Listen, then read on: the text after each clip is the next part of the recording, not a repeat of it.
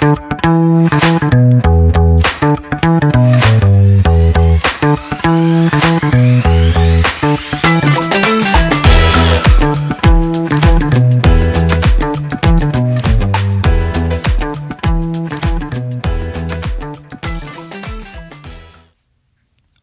to DotLife, Dorchester's local source of news analysis and commentary in podcast format. We are here again, as usual, with Bill Forry from the Dorchester Reporter. Hello, Bill. Good to be back. I took a little hiatus last week. Yeah, we had Seth Daniel from the Reporter did the heavy lift. And he brought some of his household items with him. Yes, I saw the Walkman. I did not know that was coming. I did not bring any antiques with me today. Well, my bad. You did bring something noteworthy, which is I'm surprised you're wearing that, actually. Well, we'll go in there. Well, I only wore it to trigger you, obviously, Aaron. I mean, it backfired because you guys are 0-2. Yeah, well, listen, it might be my last chance to wear it. That's so true. That's I'm true. going to get it in while I can. But hey, listen, Madison Square Garden on Saturday afternoon, I'm sure, people are probably watching this pod and the game, because that's what I do now. Yeah. Now Split that it screen. exists. Yeah. And so let's go. Celtics, they're going to go 4-0 now. Okay. They're going to run the table. You heard it here first, folks. Yep. This is news only, so yeah. Have you paid any attention to NHL playoffs? Nope. Sorry. You're the missing Bruins out. are way out of this thing, so I'm out of it if the Bruins are out of it. What's going on? Bill, the Sabres haven't been in the playoffs in 14 years, and I'm still tucking it in, so you can do it. Define Sabres? What's that? I don't even know anymore. I never heard of them. Yeah, it's been good, though. The Western Conference, every game went to Game 6. 2 of them went to Game 7. A couple of overtime wins. So Nice. it's worth tuning in if you can. I think I saw something about that, like some last-minute goal or something that was a big deal. But like I said, I've been focused on the NBA, and unfortunately, like us, the rest of the Boston fans, yourself excluded, of course, been tormented the last 4 days. But I have a good feeling it's going to turn around. We didn't have a basketball team in Buffalo, so I mean, we didn't really care. I think that there's a good reason why you're living here now. That's right. I came for the Celtics. Sorry, Buffalo. Which, by the way, why aren't they the Celtics? That drives me crazy. Celtic is not a word. I think it's so we don't get confused with the team over in Scotland. Oh, okay. The Glasgow. Got it. All right. Okay. All right. Well, speaking of Seth, who was here with us last week, he broke some news last week about the second church steeple.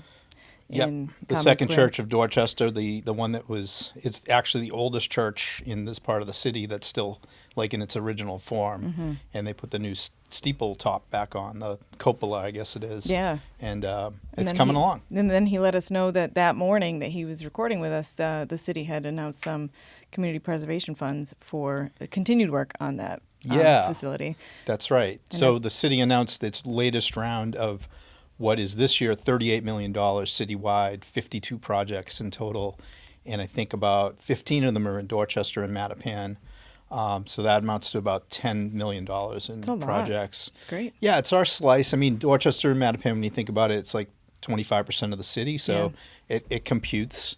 And, these are funds, the community preservation funds come from a surcharge on property tax, a 1% surcharge, which the voters opted in on. So if people are worried about that and complaining about it, it was a referendum that the voters of Boston passed in 2016. And ever since then, I think there's been over $225 million at this point over that duration spent from that surcharge. So it goes towards projects like the church. So preservation projects, open space, and affordable housing. So this latest round that we reported on this week includes $2 million for a project in Upham's Corner, which is already kind of in the planning stages. These projects typically have to be shovel ready to get this funding. And it's actually a really cool project in Upham's Corner, I think, which is they're building a new branch library with housing above it, right next to the Strand Theater. So that's awesome. What a smart idea. Yeah, the BPL has been talking about doing this for years to kind of, when it does a library project, to put housing on top or as part of it, and that's going to happen in Upham's Corner. So this $2 million of the CPA money for the Dorchester projects will go to that one. There's another $3.5 million going to a project in Mattapan, which is also affordable housing.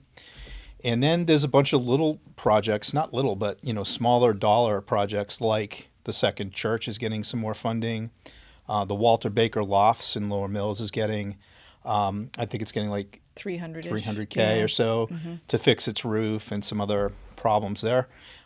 Greater Love Tabernacle is getting some funding.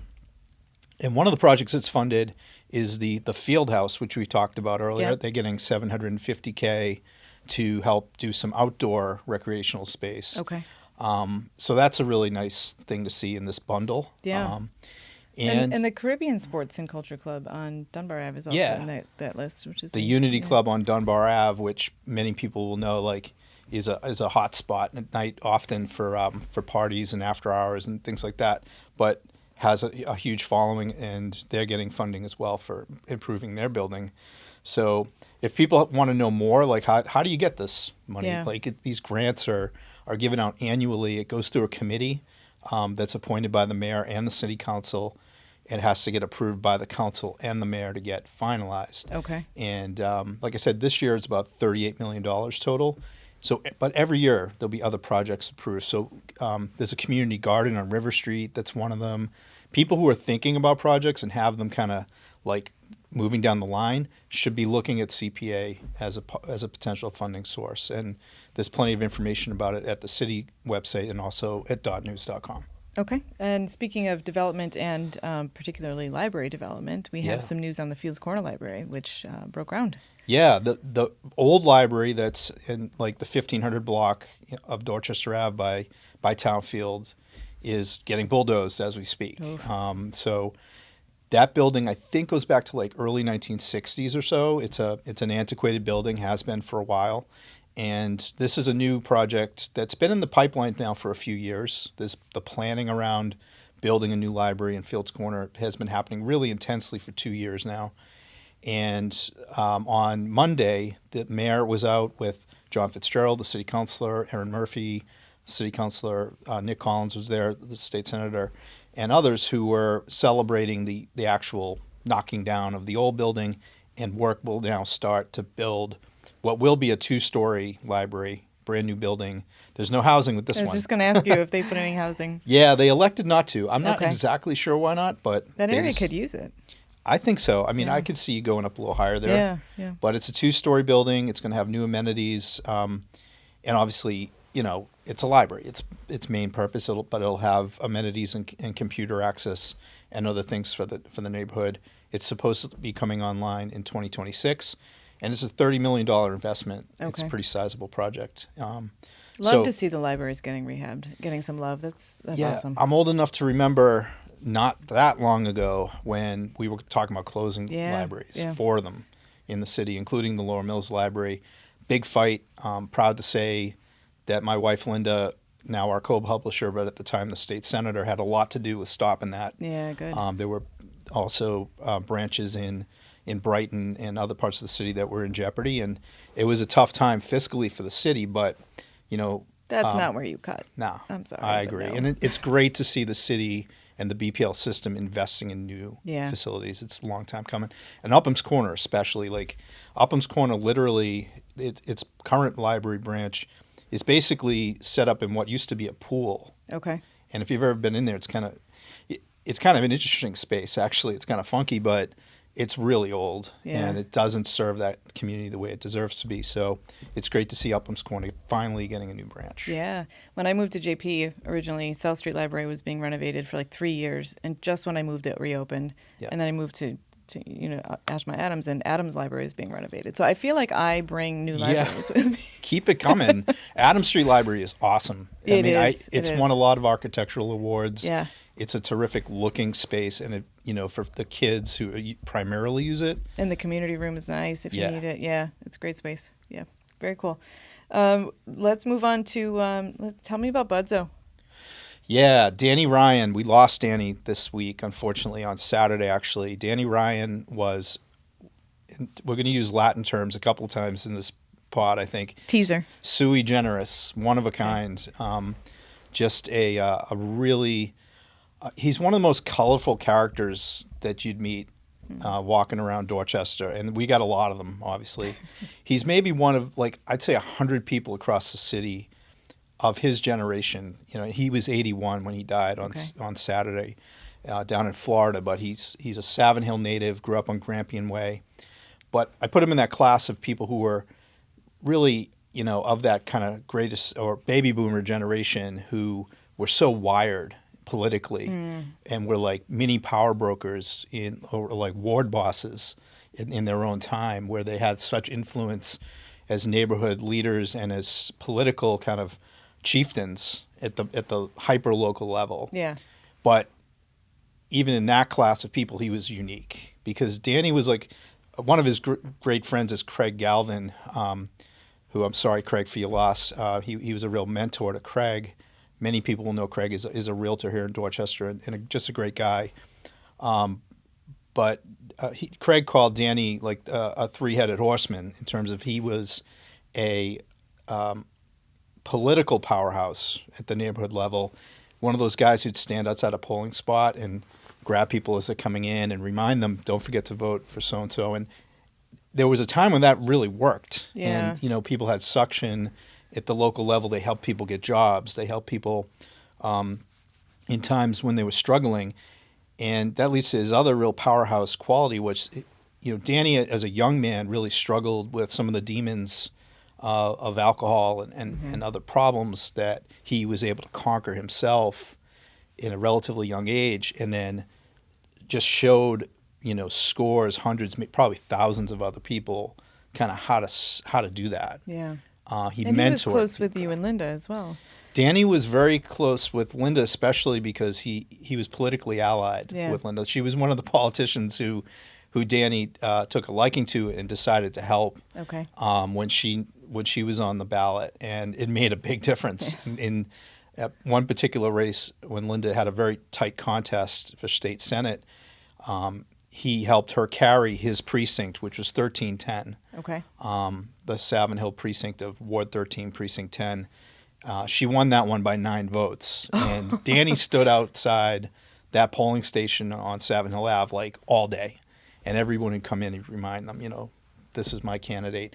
And to a lot of people, that made a difference and still does. Yeah. You know, you think about, you know, we call them precinct captains in the political parlance. It's like, you know, the person who's in charge of one single precinct. But that can make a difference in an election. I mean, if there's no other story that tells you that voting in local elections matters, that one should tell you. 9 votes. Yeah, 9 votes in that one precinct, and I think Linda won that race by a couple of hundred votes total.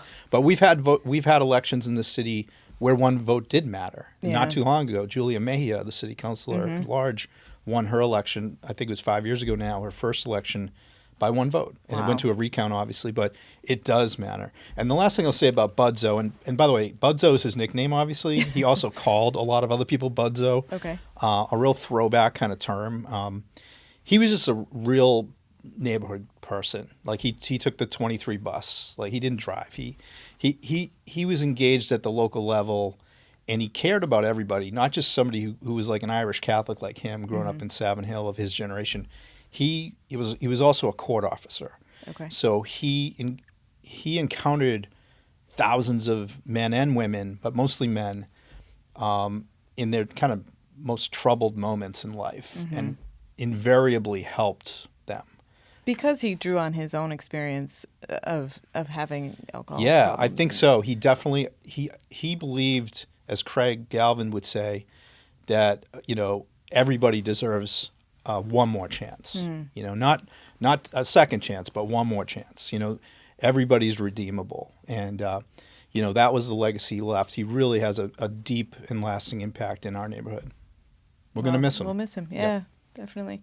There was some news today in the reported that we've got a new resident on Malibu Beach. Yes, we probably more than one. They come in pairs, and they're called piping plovers. They're a species of endangered birds. Okay. And this is not the first encounter with piping plovers, but it is. You say plovers. I've always heard it plovers. Is that a Boston buffalo thing, or is that? I don't know. I didn't look up the pronunciation. I just let it come naturally. Somebody will correct us if we're wrong. They always will, as you've already found in your podcast career of the last month. Yep. Yeah, and we appreciate it. I made a mistake in our first report about these birds. last week, in which I said they're also known as oyster hunters. Oyster catchers? Oyster catchers. American oyster catchers. And made sense to me. They live on a beach, but turns out there are different species of bird that are American oyster catchers, and we've since corrected the record thanks to our readers who never fail to correct us right on the spot. We're not going to get it all right, that's for sure. But these birds they live as couples, and they like for long term? Yeah. Okay. Yeah, that's my understanding. I'll probably get corrected on that too, but yes. And we've run into them before because they also nest in South Boston on like Carson Beach and the Pleasure Bay. And Willie too, right? Yeah, Wollaston Beach as well. There's a large section of Wollaston closed off right now. So between March and September is their nesting season. That's a long time. It's That's our beach season. Peak summer beach time, but increasingly they're an endangered species. Yeah. So they need to be what the DCR, which is the state agency that controls the beach, they rope off sections of the beach, say you can't come here. This is where the nests are. Yeah. No dogs, and dogs can't go on the beach anyways right now. Right. They're not supposed to. Right. You can have a dog on leash like in the fall and the winter, but not in the season anyways. But they're really worried about humans and cars because the stretch of beach by the gas tank, which is where these latest piping plovers have been spotted nesting, is where a lot of people pull off. You've probably seen people pull off there with pickup trucks and they take their jet skis and they hit the Dorchester Bay right there.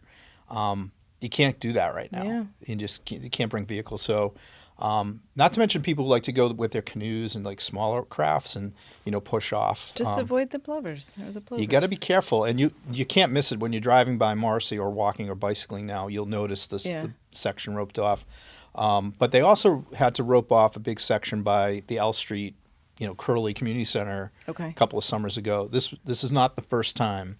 So, but hopefully they'll hatch and they'll have some new.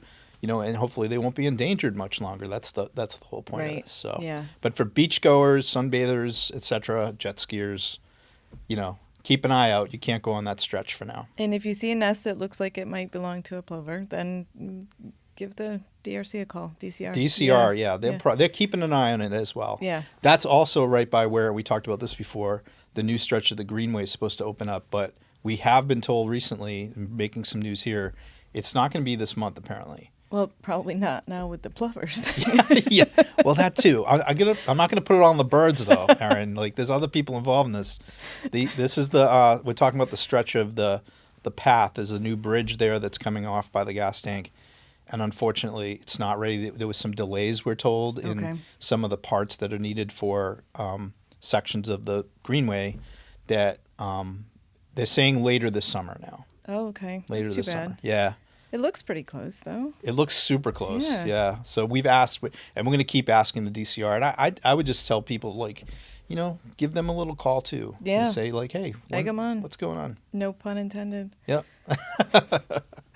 Yes. And then we've got one more story today, which is it's Mother's Day weekend. Yeah. So what's going on for Mother's Day? Well, first of all, happy Mother's Day to everyone out there, including my wife, Linda. And what's going on in Dorchester on Sunday, and this has been true for the last 29 years, is the Mother's Walk for Peace, which is a 3.2-mile charity walk that benefits the Louis D. Brown Peace Institute, which is named for Louis Brown, who was unfortunately shot and killed on Geneva Avenue in 1995 at age 15. His mom, Tina Sherry, started the Peace Institute not as a living memorial to Louis, obviously, but as a way to help other survivors deal with that aftermath, and also to try to prevent other homicides by really getting at the root causes of the trauma that tends to lead to the cyclical violence that we do see, unfortunately, in our neighborhoods. The Peace Walk, though, is really Tina's public effort to, marshal support and get people to hit the streets in a way that's really it's inspired by peace movements going back a couple hundred years, really, in the American context. But here in Dorchester, this is now the 29th year.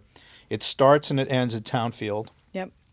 You get there early. It's like an 8 o'clock registration time and actually hit the streets at 9. And it's an hour and a half. Like you have time still to go to brunch if you're worried about taking mom or grandma out that morning, or even making church or something else. It's like a 9 to 10:30 event, and it is a lot of fun. You're going to see a lot of neighbors there.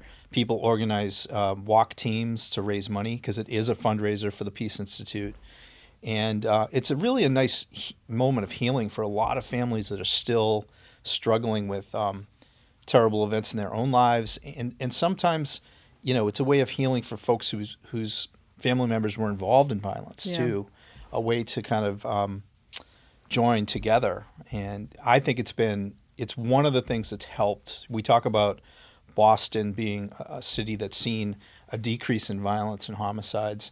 We've had, ups and downs with that, but one constant over the last 29, almost 30 years now is Tina and her family and the Peace Institute, and they deserve a lot of credit, along with the police and another activists in our community. But Tina's really been at the vanguard of this for a long time, and Dorchester people recognize that there's going to be a lot of people out on the streets on Sunday. It looks like there's going to be great weather. And oh, good. A couple of days before, it looks like not so great weather. So hopefully the current forecast stays and they get 66 all the and more sunny. reason. And Sunday. you're walking down some beautiful streets in our neighborhood, and it makes a loop.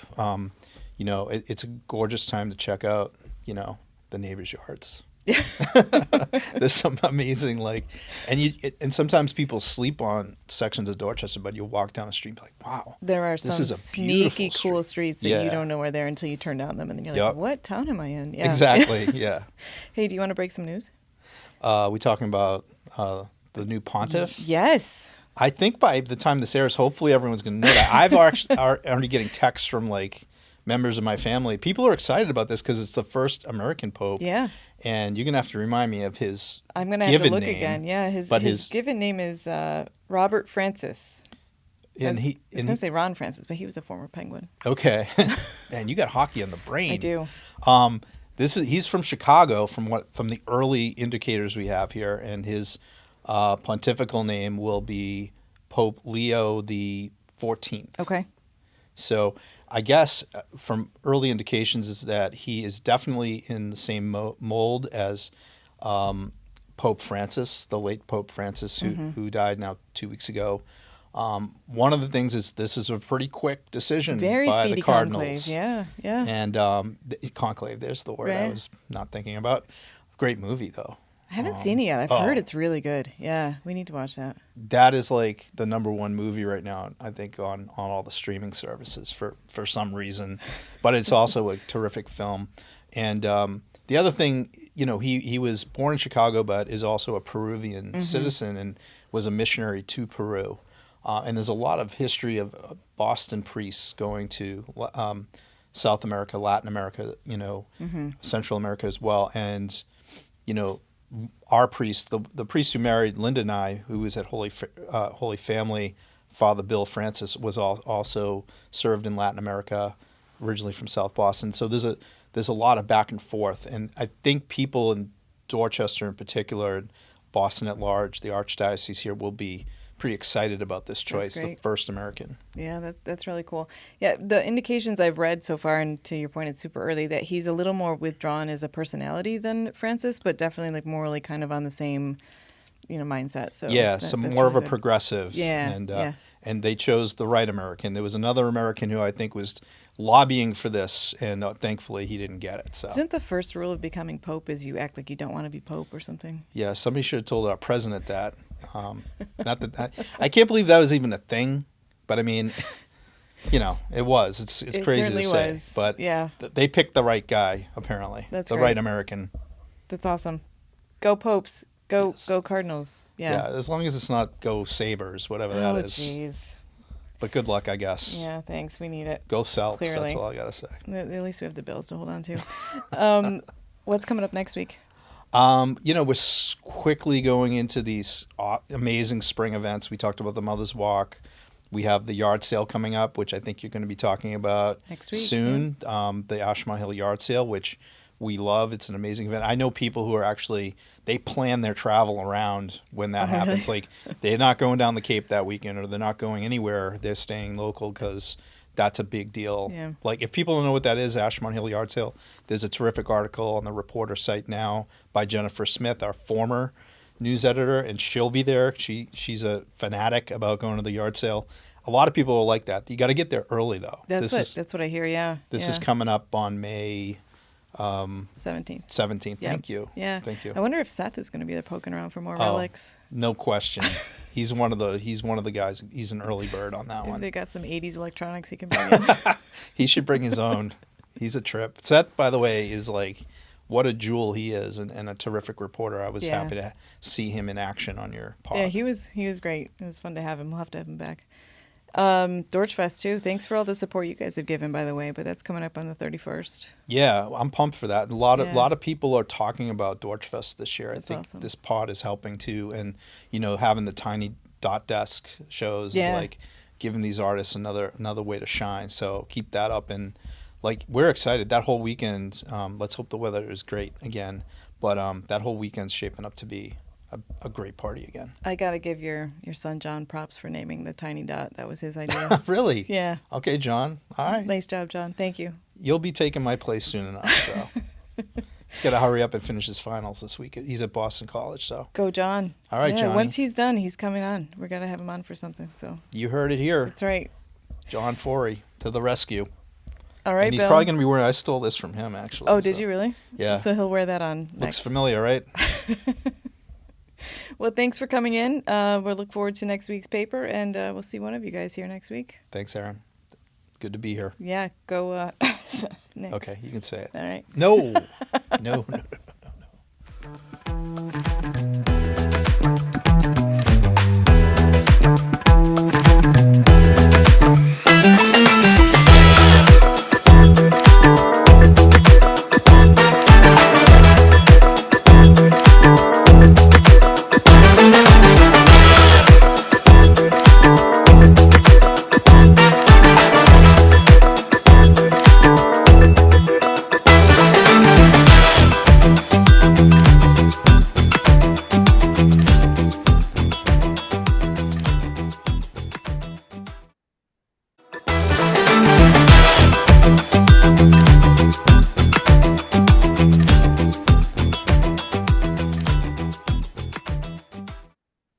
Welcome back to DotLife. We are talking about neighborhood healthcare today with a specific focus on the closure of Carney Hospital. And to that end, I'm joined by Dr. Bisola Ojikutu, who is the Commissioner of Public Health for the City of Boston. Thank you so much for joining, Dr. Ojikutu. Thank you for having me. And we're also joined by Michael Curry, who is President and CEO of the Massachusetts League of Community Health Center. Thank you for joining, Michael. Glad to be here. And both of you are co-chairs of the Dorchester Health Planning Working Group. So it's great to have your perspective on specifically what's happening with Carney. And I want to start with the Carney conversation. Dr. Ojikutu, let's start with you. What's the situation down at the former Carney site right now?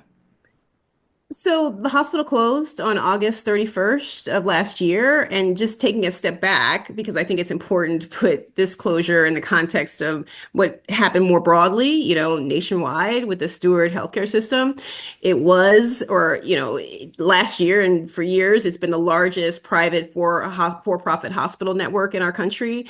And hospitals like Carney, for-profit hospitals, were often hospitals that were designed for, to care for people who are lower income. They're safety net hospitals. And unfortunately, because of the bankruptcy situation that occurred last year, Carney ended up closing.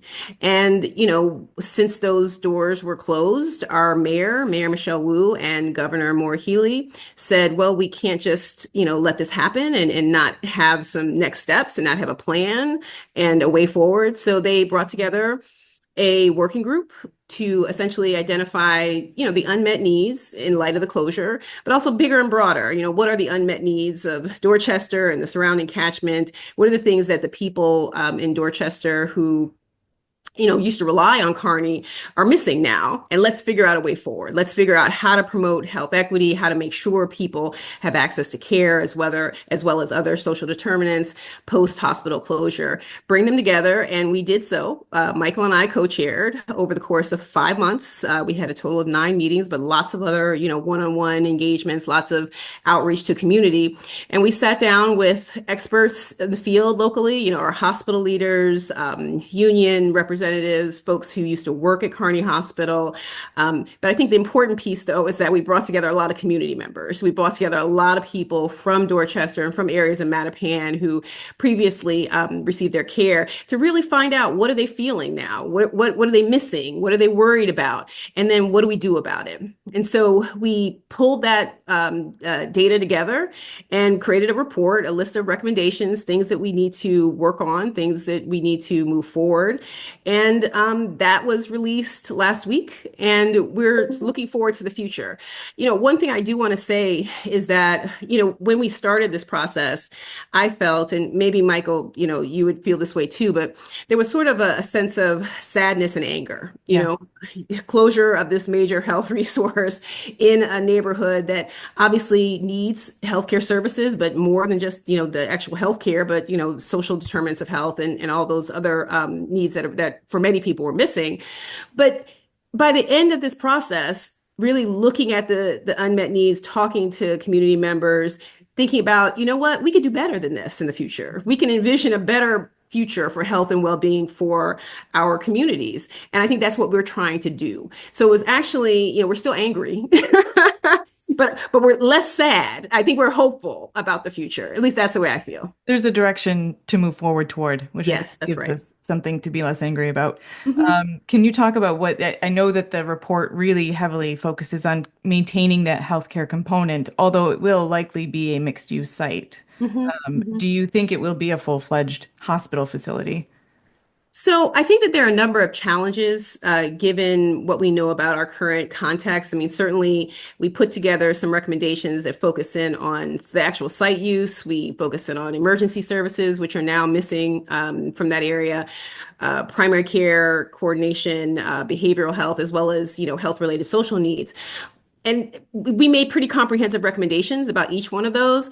But I think the challenge is that it's one thing to make recommendations and another thing to make them reality. I mean, there are financial pressures, right? And, we're in a federal context that I think is going to be very difficult to move things forward in.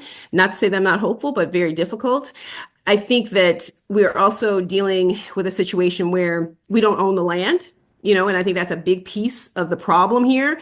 And we've been talking to the landowners, and they have been involved in discussions with us. And I'm hopeful about those discussions. And we don't quite have, the situation clear in terms of who the operator of healthcare services on the site would be. But again, it's not that there wouldn't be interest, given we have recommendations and we have momentum. But I think that all these things need to be sorted out. So there's a process going forward that I think is important for us not to say, okay, here's some recommendations, let's post the recommendations and let's move on. We've got a lot of work to do to make this a reality. And on that front, what is the timeline looking like at this point? So what I would say is that I can't give you like months or a date when we will have a final sort of solution. I think that this, as I said, is ongoing. We are continuing to speak with working group members. We're continuing to talk internally about the way forward with, or, like BPDA and other, folks, other health departments, and certainly with the mayor, and the governor has copies of these working group recommendations. And I think the key piece is working very directly and very closely with the owners. And we are in some, what I hope are going to continue to be collaborative discussions with them. Because once we come to a point where we can agree on something, I think that's when we can sort of move forward. But again, I want to sort of leave listeners with a sense of some hope. We have challenges, but this process, I think, felt like an opportunity to carve out a way forward that was better than what was actually existing when Carney existed as an acute care hospital. Yeah, that's really an exciting prospect. I'm sure you've heard feedback on the plan or on the report. Is there anything that constituents can do to give their opinions or to give any feedback? So I think it's interesting. One of the most important pieces of the recommendations, it was community input. Yeah. Healthcare for All actually was able to do door knocking and do, listening sessions with, it was actually 40,000 doors that were knocked. It's like, it was a lot of people. And in Wow. addition, we had, our community health needs assessment was in the field at the time. It was like 480 responses from the catchment area, as well as we had, public listening sessions. We really tried to incorporate as many people as possible. And I think that going forward, we can't just let this go. I've seen this many times, in our world where there's an issue, there's momentum, it's in the media, but then it just sort of doesn't go anywhere. We have And short attention spans these days. right, people move on to the next Right. thing. They're all their challenges, and I think obviously people sort of realize that, there are fiscal challenges. We got a federal context that's very adversarial right now. And you're right, people either give up or they say, let's just move on to the next thing that may seem more tangible. I would say that the best strategy is for people to remain vocal about it. I really appreciate the Dorchester Reporter and Bill Forry writing about this and staying consistent with his, dissemination of information to the public. And I think we need to continue to talk about it. We can't just move on to the next thing, the next issue.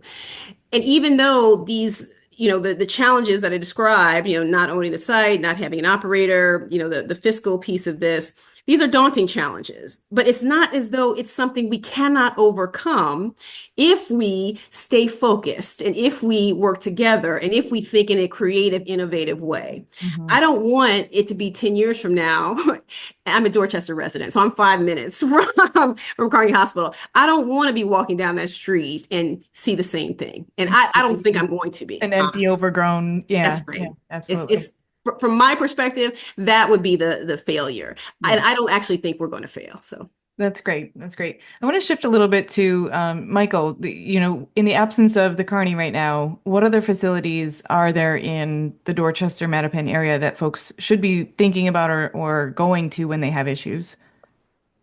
So one, good to be here with you and good to be with the commissioner following up on this critically important work of looking at reimagining what could be on that site where once Carney Hospital stood.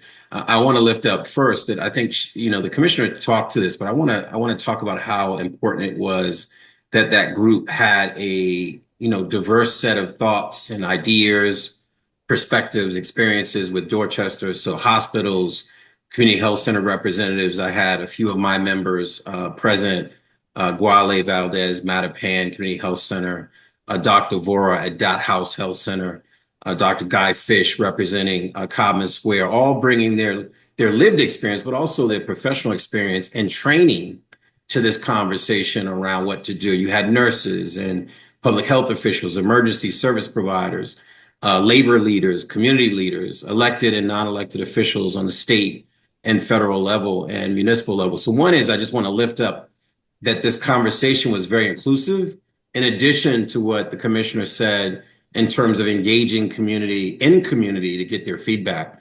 I think that there's an interesting challenge. This Carney closure couldn't have come at a worse time. Our healthcare system, our health system is in crisis even before the closure. Hospital finances, health center finances, nursing homes, the affordability of healthcare, all those things are stuck. People being stuck in the wrong places to get care were all prevalent before we were dealing with Carney. Carney just made it worse. So I think that health centers are seeing it from their vantage point, which is long wait times, even to see a primary care provider, which is in no one's best interest if someone can't get in for a well visit, for a preventive care visit, or to get that pain that they have addressed, mental health, their eyes, their teeth, or their overall physical health. That is a problem for all of us. And unfortunately, that's the system we're dealing with now. The Carney closure creates another element of people coming in who are displaced from their care setting and are now coming in. And unfortunately, as the commissioner would say, we want people in the right place at the right time, getting the right care. So if you belong in an emergency room, we do not want you at a community health center. We want you at an emergency room that has the appropriate level of care for you. But if you need primary care, if you need urgent care, if you need the many services that community health centers provide, not only do we want to see you, both Carney former patients and other, but we also want to make sure that there's an investment in expanding access to those services in community. And the commissioner and the members of the working group all echoed that throughout the process. Yeah, I mean, to your point, those minor seeming ailments become emergencies if they aren't addressed. So that becomes a greater burden on the entire system. Yeah, and I'll lift it up. The commissioner's heard me say this 1,000 times, but I love the phrase "pay now or pay greater later," right? So for individual, pay now means we need to make sure that person gets the right care that they need when they need it. So that I use the example, stage 1 is at stage 4 cancer. So we need you to come in, right? Again, eyes, teeth, or your overall physical health. And then 2, if Erin ends up in the emergency room, the highest cost setting when you could have been in a primary care setting, that's not in our collective best interest either. We're going to pay greater later. We need to think differently and smart. And I love being a part of this group, reimagining what care in Dorchester could look like. When you look at a map right now of the major health centers in Boston, it's pretty clustered north, a little bit to the west. There's a big empty spot now down in what I think are the most underserved areas anyway of Boston. So Mattapan, Roxbury, Dorchester have the worst health outcomes in the city as it stands. So that's obviously a problem. What is the importance of having those localized? I mean, will people go to MGH? Will they go to Dana-Farber? How comfortable will they feel? And will they even physically be able to get to those facilities? So how important are those neighborhood facilities? Yeah, I think it'd be struggle for me to answer this question without giving you a little bit of history. So one is and Jack Geiger, who was one of the founders of the health center movement, saw this model of community health in South Africa. He was so overwhelmed with this notion that they had essentially community health workers before we knew the term, going out into villages and communities in South Africa, getting people to come in for care and advising them on giving birth and other services that they needed. We understood that getting them to come into a community-based setting where people spoke their language, understood their culture, maybe shared their lived experience, meant that they would have better health outcomes. That's true when it was in 1960, late for 1950s, 1960s, when Jack Geiger was in South Africa, or when he launched this movement in Dorchester at a health center in Dorchester. So we know what works. I think when you mentioned the health centers in Boston, there were 20 health centers. They serve 1 out of every 2 people in the city of Boston. But you're right, there are pockets, even in the city of Boston, where people have to travel farther. What we need to do is, 1, message community and make sure people know where the access points are, what the wait times look like. We need to make sure that people understand that it is not acceptable not to get care. We don't need you to endure your pain. We need you to get treated for whatever your condition is.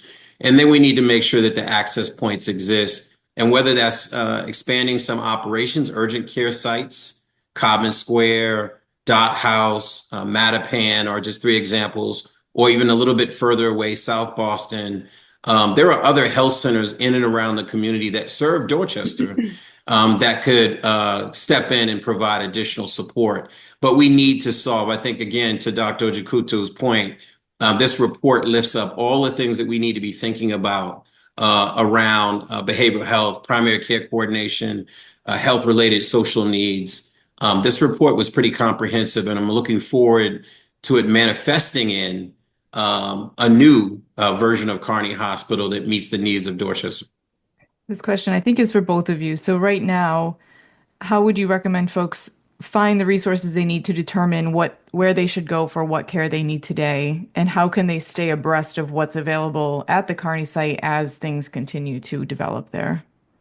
So I'll jump in, but if I could just say one thing before we get started, just because on that particular question, just because, we talk about sending people to other places to get care. I want us to be very clear, though, that there are still unmet needs, even when people go to those other places or look for those other places. The reality is that our health ecosystem in even a place like Boston, which is so resource rich, has holes in it, and there Pre-Carney are clear, closing. yes, Yeah. well, Yeah. Carney closing, like Michael stated very clearly, Yeah. that it created worsening of a Right. problem. It didn't start the problem. If you look at, just take for example, behavioral health needs, mental health needs, we do not have culturally, linguistically appropriate providers all over our city, and I therefore think people you're inviting a whole new podcast here. right, and I think this is what people they need to understand, need to hear that we have work to do. People can't just say, "Oh, I'm going to drive 30 minutes further and I will find that right provider who will do what's best for me." But and I think people need to understand that in many ways we do just need to envision a new way forward in how we are providing care, and we need to be strategic. And one of the things that with this working group that I really appreciate is that we sat down and we looked at data. We looked at the behavioral health services, community behavioral health centers, and we saw, well, there was already a gap, even when Carney was there. Absolutely. So Yeah. these are problems that have been long standing. And I was so happy, like Michael said, to have this broad array of experts in the room to say, we need to think differently. We need to do better. And that's why, I would say that I feel somewhat hopeful because just the fact that we were in this room, I don't know that process has occurred in that same way before. So This I was would almost a say catalyst to address it's much a catalyst. larger, more pervasive Exactly. health system. That's Yeah. right. That's right. I mean, we talk about a healthcare system. We don't have a system. We don't have an integrated system that where everybody gets exactly what they need. Instead, we have a patchwork in some ways. So you said where people should call. I'm not sure that we have sort of a one-stop shop where people can call. But what I would say is that if you are in Boston, you are a Boston resident, you can call our mayor's health line, which is staffed with linguistically diverse individuals, and it is available Monday through Friday, 617-534-5050. Now, we do a lot of work with health insurance, certainly, but we can also tell people where to go. Where's your nearest community health center, which are a wonderful resource. And here's the telephone number. Do you want us to help you get there? Do you want us to call for you? So this is a resource. I think sometimes it's underutilized, unfortunately, but 617-534-5050. I think the other piece that we've been talking about at the Boston Public Health Commission, we've been talking to some of our community health center partners about this, is really doing more to educate people of when to go where. What are the circumstances in which you should be at BMC's emergency room, or you should be instead at Codman Square's urgent care center, or you should just wait your wait time to get to a primary care provider. So I think we need to do better on that, and we are working in that direction. But so this is what we can currently offer. I mean, those are tough questions to answer for anybody. I don't know. Is this a thing? Should I be going somewhere to see somebody about this, or is this just me, not getting enough sleep last night? So it's a tough, Right. that's a tough problem. At the risk of aging myself, there's a word from The Simpsons called crisitunity, which I think you're describing right now, that this is a crisis, but it's actually an opportunity. So. I love that. And love crisitunity. Crisitunity, is that the right phrase? Crisitunity. Crisitunity. I love the phrase, but I do want to be clear. Mhm. The closure of Carney is a setback for patients who need access to care, Yes. right? Yeah. I want to be clear because the commissioner spoke to this. The federal policy shifts will have an impact that will exacerbate everything we just talked about on those poor communities, those communities that are disparately impacted by disease. So there's a lot going on. Mhm. There's an opportunity on the other side of it. I think that's the hopeful part that the commissioner and I have to find. We have to find space for hope. And the hope is that when we come back, right, when there is a new placement of services at Carney Hospital, how can we do it better? When we come back from all the shifts in federal policy that will hurt people and patients, can we come back even better? We have to keep our eyes set on the long game, but in the short term, and I just don't want to give that, sort of a pass, folks will have a longer time and a wait to get to care, and that has a real impact on individual health. But credit to this mayor and this governor who convened this group of people to think about what the present and what the future should look like. Yeah. So short-term pain, hopefully leading to long-term better outcomes, but we'll keep our our eyes on what's happening, and I'm sure we'll have conversations again soon. Last 30 seconds, both of you, can you give me your favorite place to eat in Dorchester? Am I first? Lucy's for me. I love to watch the Celtics game at Lucy's, and the food is great, and the vibe is good, especially when the weather's good, Windows are and open. they open up the side windows. Dr. Ojikutu. I was gonna say Lucy's too, but I have an 8-year-old and she goes to music at the Boston School of Music, which is right next door to Pat's Pizza. And so she always goes in at least once a week for a slice. And the owners there have given her free slices because they see her so often. So yeah, I gotta give a shout out to Pat's Pizza. That's great. And I got to give a shout out to the owners of the Mix too. So there's people of color who are owning establishments in Boston, and I just want to shout them out because a younger generation is taking advantage of these new opportunities, and want to say thank you to them as well. Well, I want to say thank you to both of you. This is a great conversation and one that we'll have again. Thanks for taking the time to join. I know you're both very busy. Appreciate it. Thank you. Thank you. Anytime. Thank you.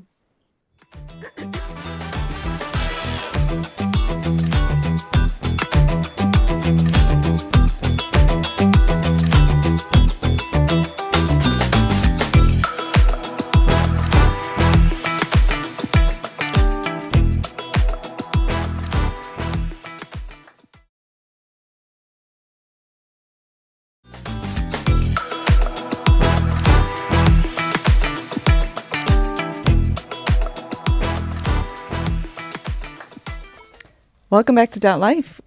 We are joined today by District 3 Boston City Councilor John FitzGerald. John, thank you for joining us. Erin, thank you for having me. Really excited to have you here. This is a great follow-up to the conversation we had in our first segment. We're going to start out by just hearing a little bit about you, but then I want to dive into your experience with the Carney Working Group. Tell us more about you first, though. Yeah, well, I will, under one condition. Yes. You have to tell us a little bit about you as well. I will do that. I know the listeners are going to say, if they don't know you, they're going to want to know who's this Erin person? Who's Erin running this great podcast that I want to know. So that's fair. John FitzGerald, living in Dorchester, Mass. Love it. Boston City Council. Been on for a year and a half now. A husband, proud father of 3 young kids, all about to be 8, 6, and 4.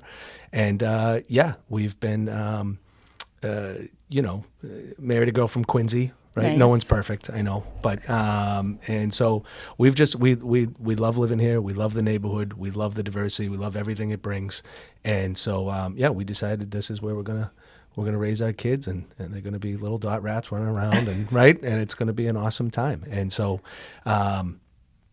Born and raised in the city my whole life, and I really love this city and I love this job, and so I'm happy to be here. And you came from the city. You were in City Hall prior to working in the City Council. Yeah, I had worked for what was then the Boston Redevelopment Authority, really the planning and economic development agency for the city, and it really was a great foundation for the job I'm doing today because development touches all things. Right? When something's being built, as a project manager, taking things through the process to be approved, I had to talk to BTD. I had to talk to environment. You have to talk to public works. You have to talk to architects, lawyers, politicians, the community, hold community meetings. So after 17 years of doing that, it really gives you a good understanding of how the city works together, how everything plays and intersects, and what some of the pain points are beforehand. And it really, that experience has parlayed fantastically into what we're doing today. Yeah, absolutely. Yeah.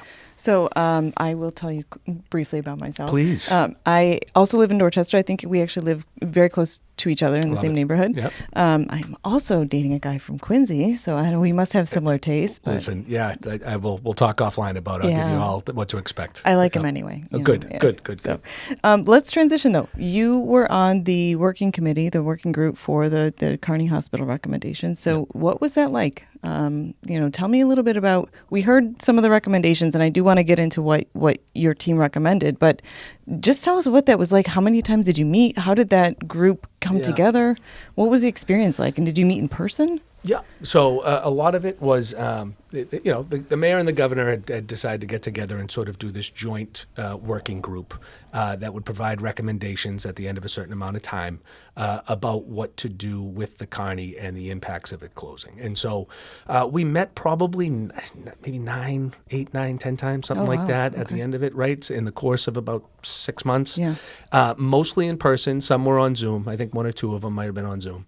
But really what it was heavy on there were the electeds and the medical field. Yep. And so it was sort of like you have the community and you have like the actual impact of the things that maybe we're not as well versed in, right? Yeah. And you had some of the community health center people talking about the impacts on them. You had some other hospitals in the surrounding area, Milton, et cetera, that were talking about even the impacts that they're seeing from the closure. So more of like the overflow impacts, or Yeah, absolutely. Just from where these folks that went to the Carney now are now seeking. Yeah, Right. yep. And so there's not just the immediate effect of saying, okay, now I've lost where I get my health care. Right. There's other places going, hey, we are now being strained and not offering as high a level of care to our current Right. people. And so it has these secondary and tertiary effects that are really, really straining the healthcare system. Yeah. Yeah. Yeah. So some of the recommendations that you guys had to take in consideration, you had no part of the purview was not to say, okay, we should have a new owner. That wasn't in the purview of the group. Or we want somebody else to operate the space. Those were not, that wasn't something you were being asked to consider. Yeah, you have to be careful about knowing what your limitations are or what you can actually do and what's in your control. Yep. So we didn't want to put too much out there that's saying, like, let's paint this beautiful picture in the sky and get that idea in people's heads and then say, but we can't actually do it. Right. Right? So we were being realistic, staying within ourselves and understanding the parameters of what we were trying to do. And in that, a lot of the things, the way the meetings worked out, a lot of the first couple meetings were data. Right? Okay. And just saying, here's what we're seeing. Here's how long ambulance times are now. Here's the increase in patients to other hospitals in the area. Here's what the community health centers are feeling and what they're lacking and what they're looking for, right? In terms of like taking on this increase. Mm-hmm. And so we had to pour through a lot of table setting in the first And couple who was meetings. presenting the data? So there was the state would present it. Okay. Boston Public Health Commission had some different data, right? Some of even of the hospitals and other healthcare experts just talking about their anecdotal points of view of what they're seeing as well. So we kind of got it all. Okay. And that first 2 or 3 meetings really set the table to say, okay, well now what do we address? Okay. Right? And what is within our powers to address and what is again, not the ideal scenario, but what are the things that we would want to see that could be within our grasp here. And did you have a lot of homework? So the homework was, there was poring over the data. It's a lot of conversations, a lot of side conversations afterwards, right? A lot of talking with the community, asking what they want. That's the most important thing, right? And the overwhelming thing we heard was we want a medical use back, right? And I think I pointed out, you go to a lot of other neighborhoods, right? If you're in Jamaica Plain, West Roxbury, you can go to the Faulkner Hospital. Yeah. If you're in Beacon, if you're in Mission Hill, Fenway, you've got the Longwood Medical, so you have your choice right, of down there. Even if you're in downtown, North End, Back Bay, you can go to MGH, right? And so that really, it's an attraction and it's an amenity to the neighborhood. And I think overall, and we can get to this a little bit later, of like keeping Boston a city for families, because when you build the infrastructure for families, everybody thrives in that, right? If I can make sure that a 4-year-old can cross the street, then a 94-year-old can cross the street, right? And so that amenity and having that healthcare there is a real driver in saying that's an attractive community. That's a good place to live. Look, it's got open space. We're near the water. It's got a great hospital. It's like, those are things that parents are thinking of, right? And so to try and get that back is the most important to the community. And I think it's a real anchor, right? For us to be there. I can understand that, and I completely agree that that's an amenity, but how much control does the city actually have over telling Apollo, I believe it is, you need to put a medical facility in there? That's a private company. If there's nobody wanting to do that, it's great that people want it, but if Apollo says we don't have a tenant who wants to come in here, or we don't want to put it in here, how much control do we have in forcing that? Yeah, no, and that's true, and I think that that's why they have the leverage. Yeah, and that's why we had to make sure these recommendations were within the parameters of saying, okay, let's be reasonable and let's work with them to get what we want out of here. And I think that's what that is the path we're taking. Obviously, in negotiations, there's always give, take, push, pull. Sure. And some things to work through. And I think we're in that process now. But I think that what we have is the zoning ability, right? Yeah. The approval process, Article 80, master plans, things that have to go through the now planning department. And we will use that to the best of our ability to say, hey, look, you might think that you can propose whatever you want, but we're going to really make it a pain, right? Like it's going to be like we're going to, we have some things that can make this really, really tough. Right. To the point where you might even not want to start down this road. Right. So let's start from a place where we're both going to want to be on the road together. Yeah. Right? We can tell you it's going to be a fun process and what's going to be a less fun process. Yeah, exactly. Yeah. But so, and I think though, really, Apollo, even though, they're the big conglomerate and multi-billion-dollar, I think that they do want to do something that is beneficial to the community. That's good. They're going to look to try and make money. No one, course. No one's going to fault them Sure. for that. That is their job, and I have to use that perspective always when dealing with them.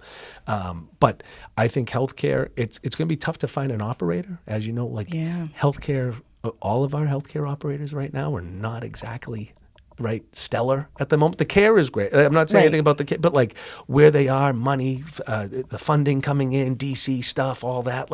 It's okay, what's really going to happen with all these? And we're all we got people boarding in the hallways. Boarding is when patients are waiting in hallways and beds and stuff, right? So you're seeing that everywhere. We're already stressed to the nines over this stuff, right? They're bursting at the seams. So it's we need something a little bit more. And I think that this could be a great valve, the Carney, a little release valve in terms of offering some support to those issues that are being strained. You mentioned talking to the community. I think, there was a lot of stress because this is already an area of Dorchester, of Boston, rather, that is poorly served or suffering from lower health results, lower life expectancy, lower health outcomes. And then to have this as on top of that, to have the health services closing in this area. Yeah. How much frustration were you hearing from constituents that this is an on top of, a secondary double whammy? There is a lot. There's a lot of social determinants of health that we're lacking in, right? Yeah. And this going away certainly didn't help that at all. Okay. And there are folks that when they're looking to get care, whether it's English as a second language or for specific, practices or things that they might need to go to that they were going to the Carney for, those places now they've got to relocate, and those folks might not be able to get to where the folks the doctors are relocating. Right. So now they're going to just forego their health care altogether and just say, well, we'll just let things fester, right? And so there's a lot of outrage over that. I was upset over that, and I think when we see a lot of the PCPs and the Seton building in the back that's still currently open, but they're going to have to vacate soon, that's when you're really going to feel having the emergency department closed. That hurt, right? Because it was easy. Okay, my son fell off, broke his bike, broke his arm. Okay, bang, go right to Dot Ave at the Carney and take him, get a cast. Yeah, but when those other services close, that people really monthly check-ins, buy whatever it is to go, elderly folks, things like that, when they vacate, I think you're really going to see that's when people go, wait a second, now where do I go? What do I do? Right? Because I trusted that place. I went there regularly. I know that person. Now I've got to find something to replace that. Yes, and we know there's a 2-year wait list for PCPs and all that. Right, so there's again the healthcare system is very, very strained, and until you or a loved one gets sick and needs help, and you have to go to the hospital, do you really realize wait, this is how it works? Yeah. This is what's going on here? Yeah. My mom's in a bed in a hallway? Right. And she needs help now? Right. And you're pulling your hair out going, how did we let it get to this point? And so I not to fearmonger or anything, but that is the reality going on, and we really have to address that now. And I see this opportunity at the Carney Hospital to really be a clean slate to offer a new model of healthcare That's what I would love. I would love for Dorchester to be this example of a first in the nation type of healthcare use that does something in a way that gives healthcare to those that need it the most. But we mix in the payer mix, so the price point's different, so the hospital is actually viable from a financial perspective. And we offer some care where we might offer some things that people come from around the state to go to the Carney for. Right? Say you do a orthopedic surgery, right? There's money to be made in orthopedic surgery. And if you ever need a hip or a knee and you go, I got to wait 3 months, 4 months or whatever, I'm going to get it done. If the new Carney could specialize in that, right? That then is the financial driver and subsidizes the emergency room you were looking for. The psych beds, the thing the community needs, those other social determinants of health and how you address those, right? The back office stuff. How do you get folks SNAP cards? How do you get everything else, right? And those services. So that's sort of the model for the hospital piece, right? But then you got to look at the overall master plan of the place. It's interesting because a theme throughout the report is affordability, and you don't often find affordability and innovation going hand in hand. It's interesting to think that might happen there. Well, look, I mean, that is the dream that I'll put out there. Yeah, I love right? that. Like if we want to think big, but understanding the parameters, but that the model is not right. Apollo's they care about what happens on the land. Yeah. We care about what happens inside that building Right. on the land, right? And so there's a way to think about that too in a new way, and how the rest of the land around it can support it. Yeah. Because there's a workforce development piece here to put in. The future of healthcare is smaller, right? You don't need these huge hospitals, 300 beds, all that type of stuff. It's really healthcare at home now. Yeah. And there's studies out there that say you get better at home. Right. Right. Let's do this, but then rest in your own bed. Right. Be with your family. People heal faster, and no one wants to be sitting in a bed in a hospital, right? Everyone hates that. If you can go home. If you can go home, go home, right? So the footprint doesn't have to be as large for the hospital, Right. but it needs to be efficient, and we need to know what is the uses inside that building that can help subsidize the things that are really missing that were shut out when the Carney went down. Well, then it needs the broader support services in the community that allows you to go home and get the funding for either in-home support or broader societal support services, which I believe was also in the report, that there's going to be broader funding for those, greater health outcomes in the community. Is that something? And I believe that was an M, a medium term. Yeah. Well, there's the way to connect with the community health centers, right? And having them almost be the pipeline to what this new hospital is. So you can get the certain services you can get there and check in. And if things get to a level of saying, okay, this is beyond the scope of a community health center, we don't do surgeries, we don't have these certain things. You can go to whatever the new Carney is, and having that relationship with those community centers. So now you've actually got a pipeline in when you talk about being viable again. And I keep bringing that up because that's why the Carney went down. It was no longer financially viable, right? And some other absolute BS, right, that occurred, and that didn't help it. But that's what these other hospitals are facing as well. So you have the health centers that give you the pipeline for these students to run the financial driver inside the business that then supports the things that go back, and it becomes this cyclical effect of saying, like, all right, I understand. Even the layperson can go, I think I get what healthcare is trying to do for me, which I don't think many people could answer now. I agree. Right. A couple of short-term things. There was talk about keeping emergency services in that area, maybe even on campus for the short term, even when the hospital is not there. I don't think that's happening right now in terms of emergency ambulance services, things like that. Yeah, the EMS, they did allow it to stay open for a little bit afterwards, but I think it has since been done, right? And it is closed. And that has affected transport time. Because now, and you also think with that closing, people have to, those EMS folks, if you get somebody in Dorchester and an ambulance actually does get there, and they're thinking about, all right, where do we take them? We either got to hop on the highway and go down to BMC, right? Potentially be stuck in traffic and the whole line.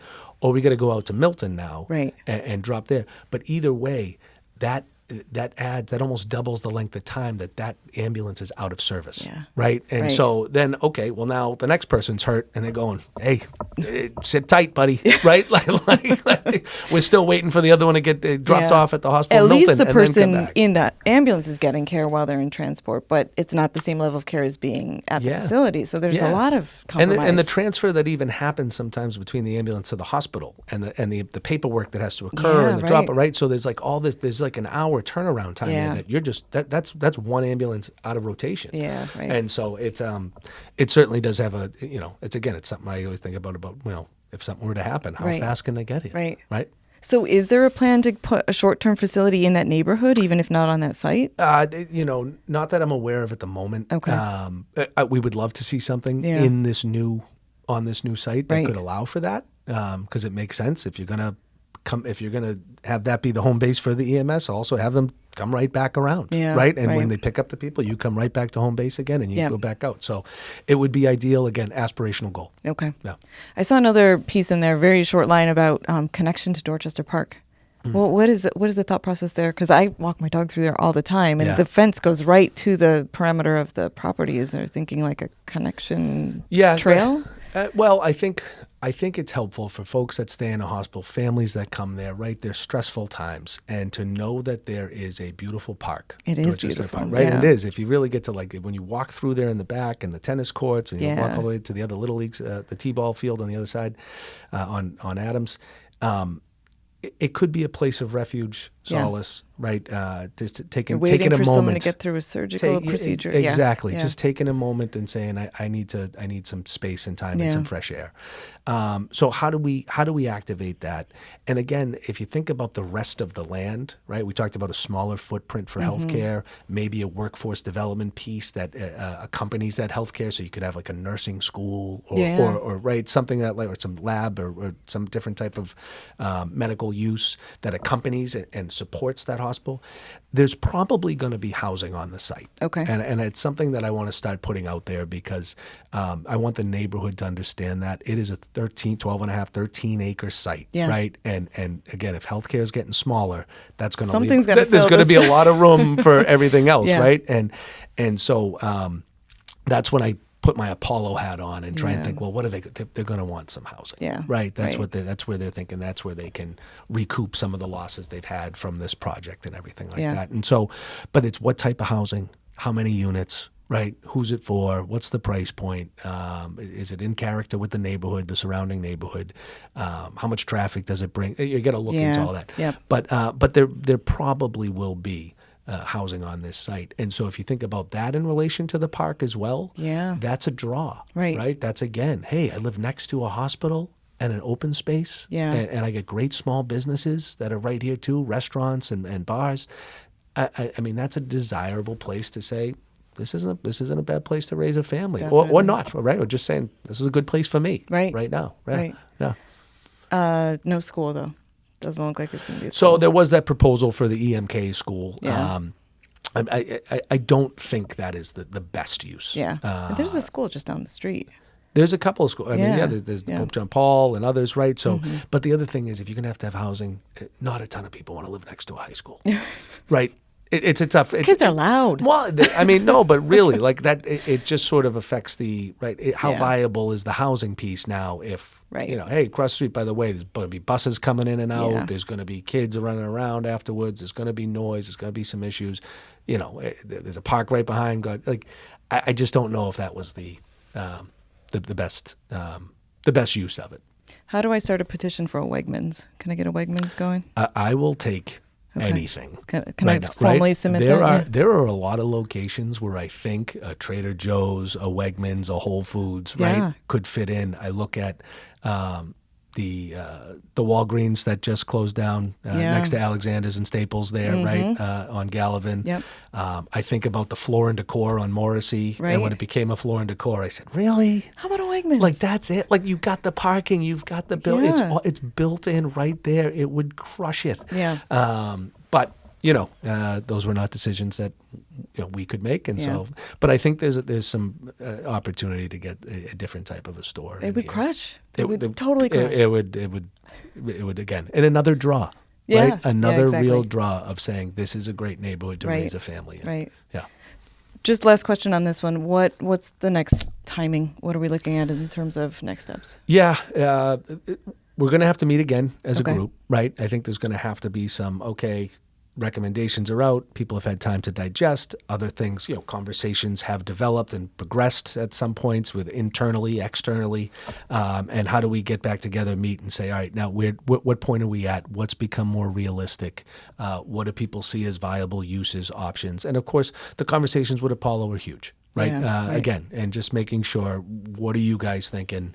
How can we be helpful? Let's make this a team project, not a looking at each other with weary eyes, because you never, but you have to, right? You got to keep your left hand high a little bit. And Have they been receptive so far?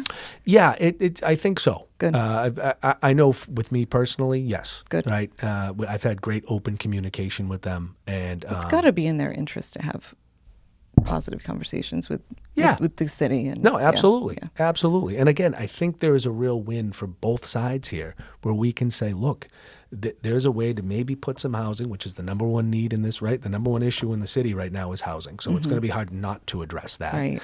And then this healthcare desert that we have and who it serves, right? Yeah. The most diverse community in the entire city, District 3, I feel anyways, right? The most diverse.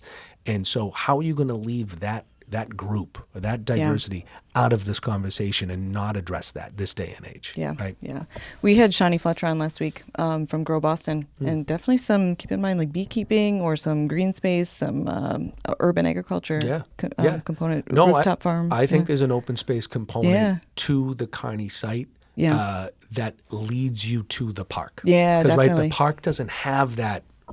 We're here. We're this great park, right? It's just sort of like, hey, there's a couple of stone steps right there, and if you and go then you on, get right, there, you're like, wow, this is a cool park. Yeah, exactly. So like there could be something that invites people in more to that. And I think that's great for the hospital and the housing, because Definitely. people go, I know that hospital. I trust that. I've been there. I go there for this, and I go there to walk by in the park, and I see the good work they do. And when I get sick or when I get hurt, that's where I'm going to go. Oh, and hey, this hospital is way better than it used to be. And right? yes, and of course, we need a little bit of rebranding. Yeah. We need a rebranding, and we need to find a niche where we say, this is what we're good at now, and this is what we do. And it brings in people from not just the neighborhood, but from all over to get one service, and that service subsidizes the things that the neighborhood Absolutely. needs. Right? Yeah, that's great. Well, thank you for your work on this. Really appreciate it. No, I love it. I am gung-ho on the Carney. Like, I am all about it.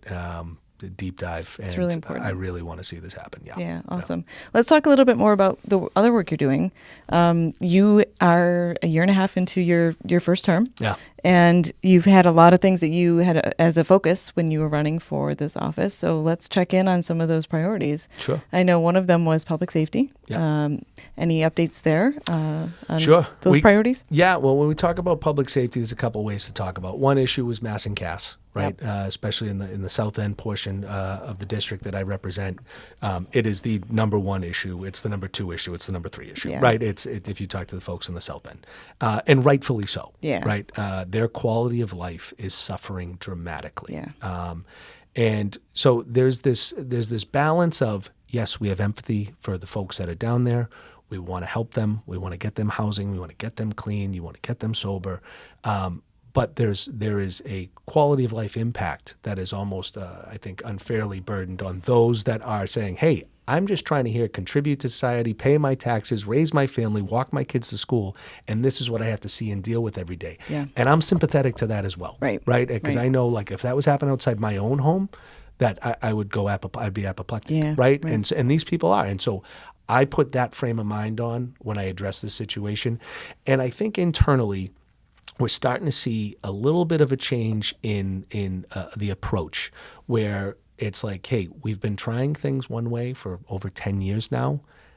It hasn't really worked. We've gotten people help. Some numbers have gone down, and that's great, right? And the disbursement helped of that specific area, but we're seeing a lot of the little fires pop up It's kind of up and down, right? The weather's back, so we're going to see a lot more action back. But now, I mean, you've got Edward Everett Square, Andrew Square, Upham's, the Nubian Square. Mm-hmm. It's sort of like all of a sudden there's more calls coming from those areas saying, hey, well, now folks have migrated over here, right? And so they're further into the community. And so while the numbers may have gone down, the impact from a perception-wise seems to have increased because people are seeing it more and closer to their home. Yeah.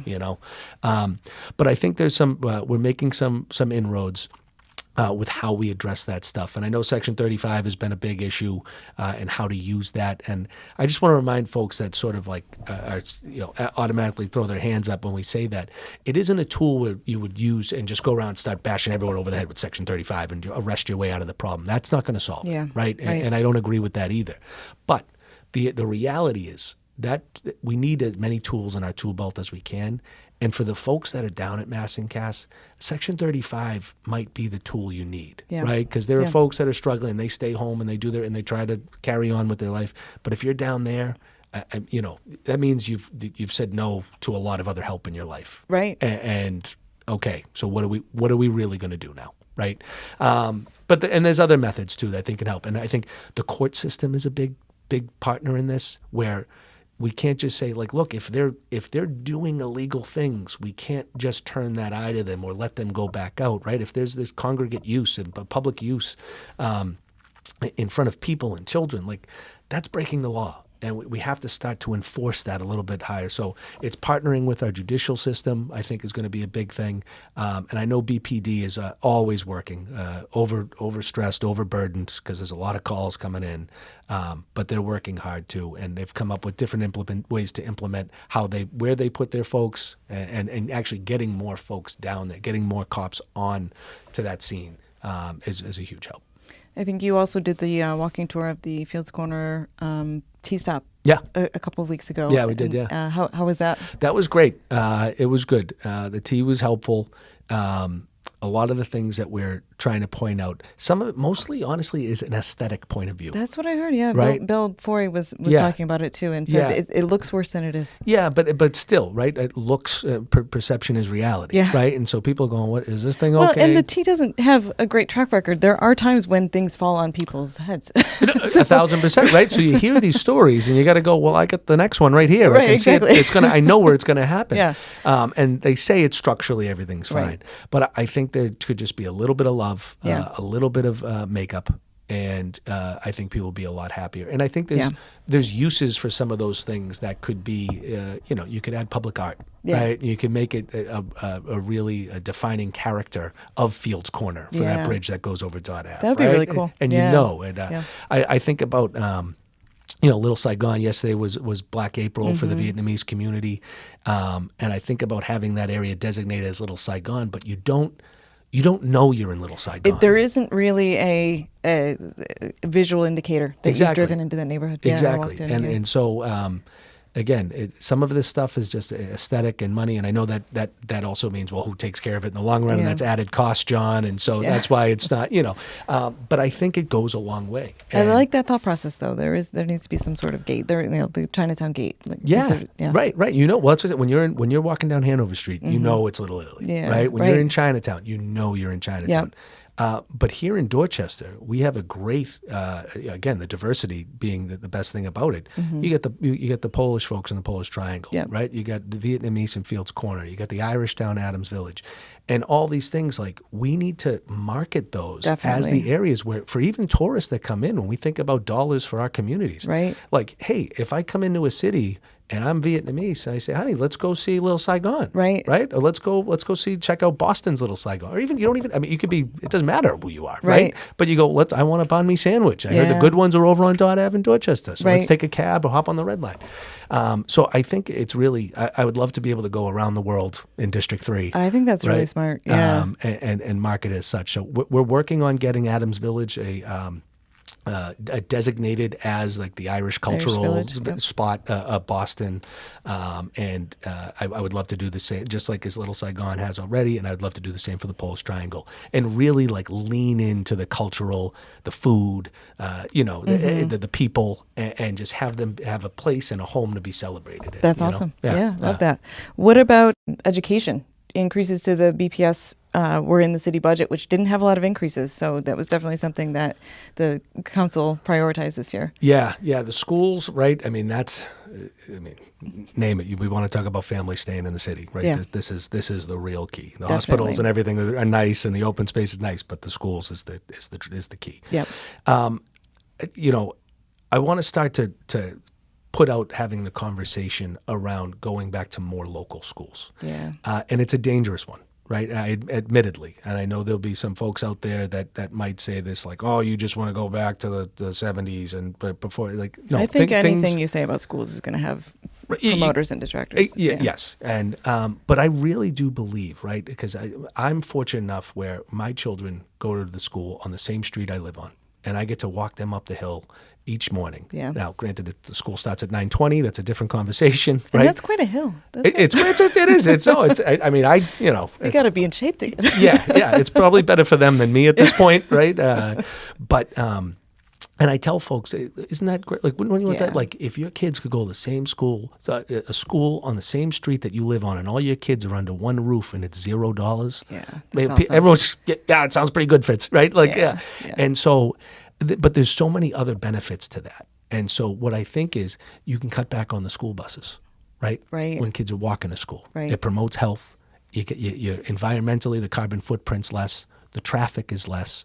A lot of the bullying and actually tough stuff happens on the school bus, Yeah, right? definitely. But in talking with Superintendent Skipper, who I love, is it's making sure, though, the infrastructure of making sure that all of the what you need to provide for the student is available at that school. You might have a kid that's on an IEP, and the only thing that really offers what your child needs is in Brighton. Right. Right? So we got to put them on the bus to Brighton. And you're Yeah. like, wow, I don't want to do that. Right? Right. Like, And there's a benefit to going there because they're getting what they need. So that's why the parent wants them to go to that school. But that's only because they're getting what they need. It's not because they want them in that school. Exactly. If they could get what they need at the school down the street, they would obviously prefer that they go to that school. Right. So I think there's a misnomer that they want them at that better school, but it's No. it's just the Sometimes services it's that they sometimes want. just the services that are Right. provided, and if you can offer that to every school, Right. and I think there's an equity and equality piece to this, to the schools that we need to get done right, that I Absolutely. think Yeah. was not done when it was neighborhood schools in the past. Right. And so, how do we make sure? I think we do that a lot better now. Yeah. Right. I mean, plenty of work to do. It's a lot more funding, though. I mean, It's worth it. I agree. Right? It's Yeah. worth it. This is our schools. This is our youth education. This is how we bring families here. And to your point, this is long-term keeping families in Boston. If we're not, if we don't, then I take a look at. Maybe it's turning a little bit, but South Boston, the development that occurred, and the population that it attracted, and it's great, right? For if you own a bar or you're a bartender or something like that, because it's a bunch of young, able-bodied kids with some money, but a lot of them aren't sticking around, right? And I see that development creep starting to come up, Morrissey Boulevard, right, and like the Southification of coming up, and I'm going, oh man. This is going to be on our doorstep soon. You heard it here first, folks. Yeah. John FitzGerald hates South Boston. No, believe it. No, I lived in Southie for a bit too. I loved it, but that's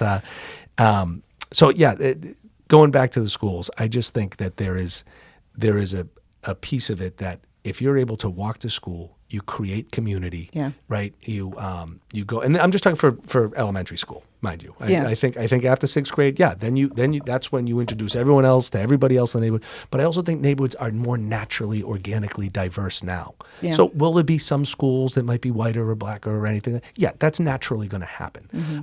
But I think when you reach a certain point, and if they're all getting the same education, and then you bring everyone to mix at 12, middle school and high school, then that's when you start to get to meet everyone from all across the city. And then you develop some great friendships. And that's how you really fall in love with the city all over again, because you go to visit your buddy in East Boston and you've never been to East Boston. Right. Right? or you're walking around Charlestown going, I've never even been over here. I actually lived in Charlestown when I first moved here, and people were like, where do you live? Is it Charlestown? Where is it? And I was like, you live here. You should know where Charlestown is. Right. And, so I think there's a benefit to that. And I don't have any data on this at all, right? So this is purely my speculation. Yeah. But I believe if you do that, right, you're walking in school and you're getting the community, and you see other kids walking, and families are walking, and you're doing the group walk and all that stuff, right? Not the carpool, but the going together. I walk at drop off and pick up. I walk my dog by the Kenny, and there's just this line of parents picking up kids, and it's very long. I mean, they got to be waiting for ages to pick up or drop off their kids. To your point, if they were all just walking to pick up their kids, or if their kids were able to walk home, that's a very different vibe than. Yeah. Well, look, what you can do there is say you cut the bus budget in half. Yeah. Right. It's about $190 million right now. Wow. And because of the buses and the amount of buses, we have to stagger school starts so that there can be the first wave of buses, and then they go back out and do the second round for the later starting school times. Okay. Right. That's why the Kenny starts at 9:20. Right, and which doesn't help me, right? People are like, "Can you be at this breakfast at 8:30?" I'm like, I really can't, like, because otherwise my kids are gonna be home alone, right? And so, if you can do that, you're saving. Cut that in half, cut 180 in half, and then you put that money back into the schools, infrastructure, to pay paras, to pay teachers and principals to attract the best and make sure they have everything they need. That's a lot of money that can go back into the schools and make the improvements that they always say that they're, teachers saying we're sort of struggling here and we're not really being supported, even with having one of the biggest school budgets in the country. But I think a lot of that comes from the bus. So, and I also think that crime actually goes down. Because you're walking. If I go to school in a different neighborhood, and school gets out, you're not invested in nobody knows me. Yeah. What am I going to go do? Yeah. And I believe we were all young ones. Right? Like, what am I going to do? We're going to go get in trouble because no one's here. No one's got authority over me. Yeah. But I know your father, right? I see you walking. I see what you were about to do, young kid. Yeah. No. And it's a community watch, right? And you're walking to school and going to school with the kids in your neighborhood, and so you're not fighting them. You're not enemies with the kid 2 blocks down just because he lives 2 blocks down or across a certain street.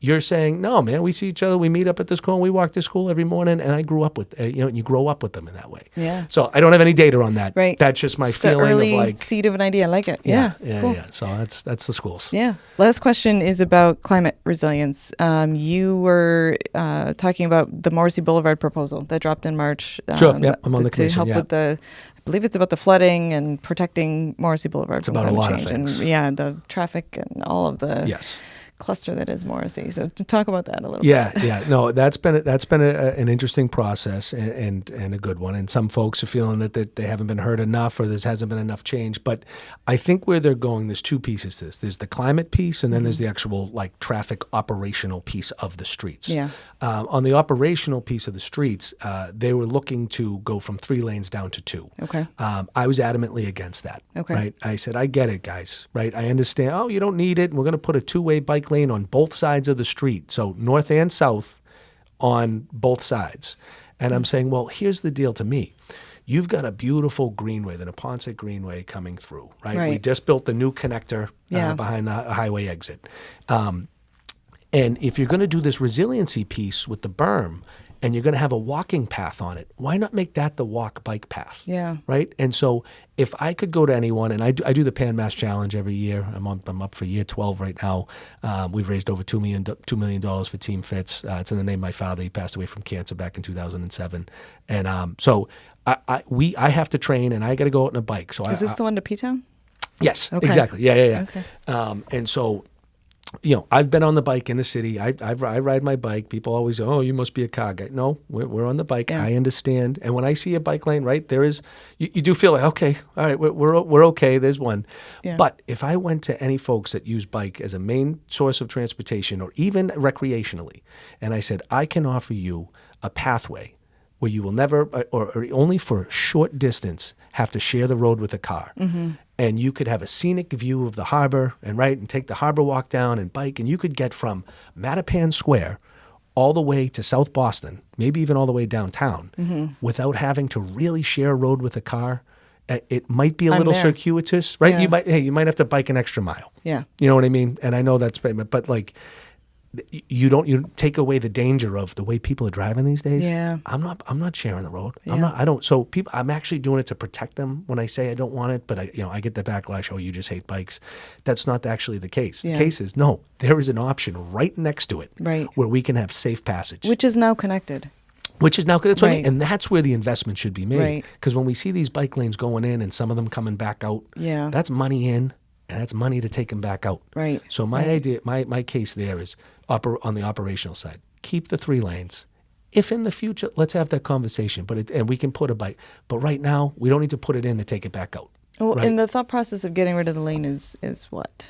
To slow down traffic? Yeah, exactly. I'm Okay. not.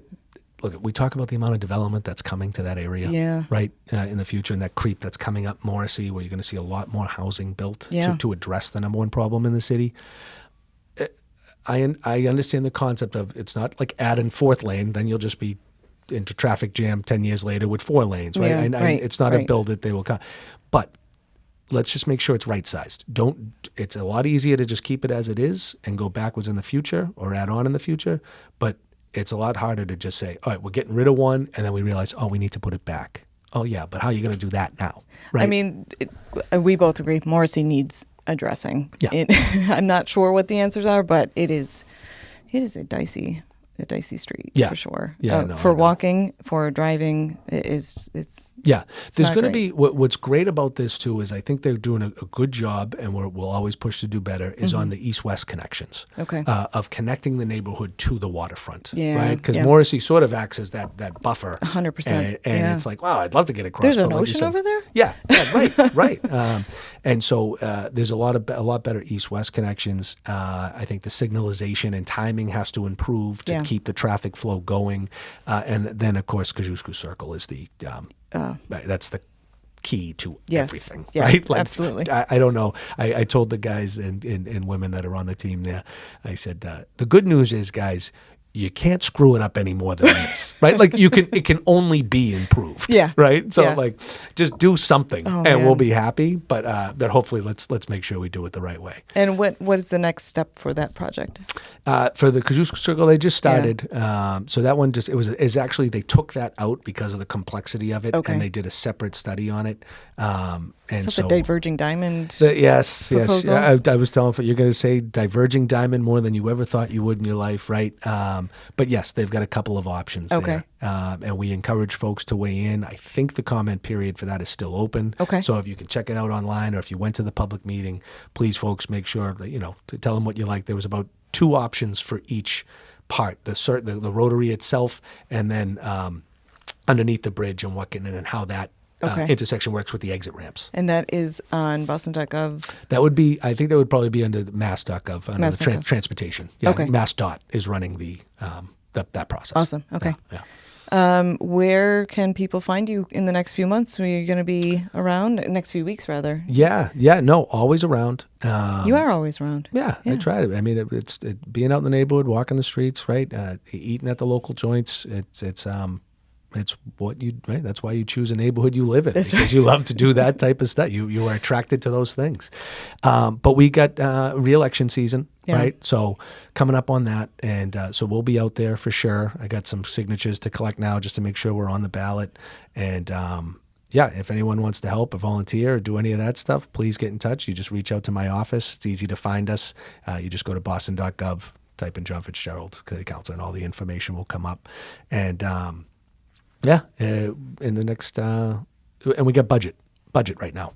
So Sounds fun. Yeah, it's a process, and we know that the outlook is, it's harder, right? Yeah. And there's going to be a little bit of a bit of a fiscal cliff ahead of us. So Definitely, we really have to prioritize as a city. Everyone wants to do all good things. Everyone has great ideas, Yeah. right? Yeah, I'd love to support that. I'd love to support that. That sounds like a great idea.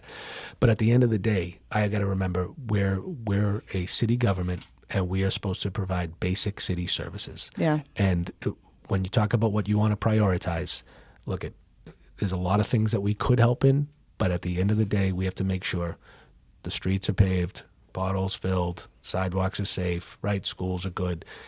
It's really prioritizing those. And so it's going to be a struggle, right? Because everyone Yeah. has different ideas of what the priority are, but I go back to city services, and it's what our office does. Amanda Curley, my chief of staff, is here with us, and she does an unbelievable job of getting back to people, responding and fixing, really, Yeah. some of their concerns, whether it's, hey, I got a down street sign, and, it hasn't been up for months, and we were able to get it up the next day. And people say, how'd you do that? You know, it's like, well, when you work in the city for this long, as me and my staff have, in the building specifically, you develop these You know how to get stuff done. relationships. Yeah. You know what I mean? And Yeah. it's really been helpful. Last question. Go ahead. Where specifically are people likely to find you? What's your go-to food place? So look, if I got to give a shout out to one place, and I do it because it's in a part of the Dot Ave that typically isn't associated, right? When you think of like the Fields Corner, the Savin Hill part, the Adamville, like the, but Via Canuccia is just like, Oh, yes. my God, It's fantastic. It's one of the most phenomenal. Yeah. Not just Italian restaurants, most phenomenal restaurants. Yeah. Food tasting. You know, they got a Stefan New York there. Times shout out. Well, that's what, like, Yeah. it's, I mean, and it's So good. And it's next, and it's in the St. Mark's neighborhood of Dorchester. Yeah. Right? With And this little tiny, and a like, little tiny place. overlookable That's what I mean. storefront. Yeah. So Good shout. I want to get them, when you have a place like that, you have to celebrate that. Absolutely. Right? And so I've talked to them about signage and about what, Yeah. like, guys, we need to, No, don't. I want to be able to get a table. well, listen, very good point. But right, we can't be selfish. That's true. Aaron, we That's can't be fair. selfish. We got to share Via Canucci with the world. I But there's suppose. so many great places. That's really, true. right? Like, I mean, Green Hills is my kitchen. You know what I mean? Yeah. And just living down in that in the Adams Village area, I shout out to all those places: Blasi's, Molinari's, Chubb's. You know. All right. You did a better job than Lucy's. most people of picking one, but here we go. Now you're picking them all. No, you're right. You're right. No, but I'll stick with Via Canucci. I love will it. I tried love and it. true. There's no better tasting Italian food in this. I'd put them up against any other neighborhood. I agree. Right. I think they blow the North End out of the water, Yeah. to be honest with you. Yeah. So, That's well. So we'll start that fight. We Very- just started that fight. Great. So you've started a fight with Southie and the North End in this It pod. sounds like I'm in high school. I again. love it. Yeah, Yeah. absolutely. Great. John, great to have you, Councilor FitzGerald. Thank Thanks you for very coming. much, Aaron, and thank you for doing this. This is awesome for the Yeah. neighborhood. Thank you. All right. Awesome.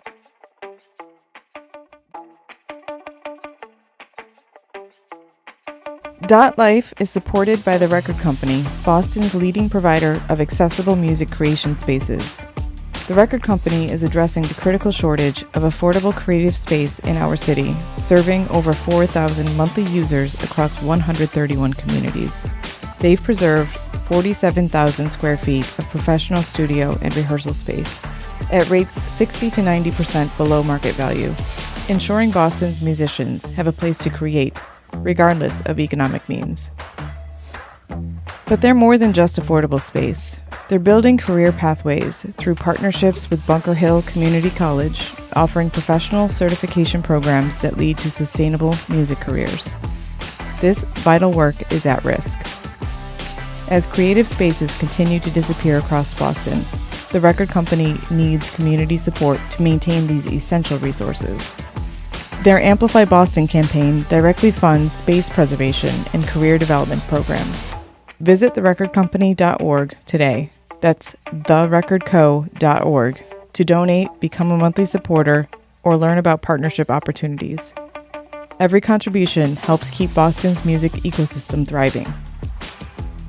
The Record Company, creating accessible pathways to music creation since 2010.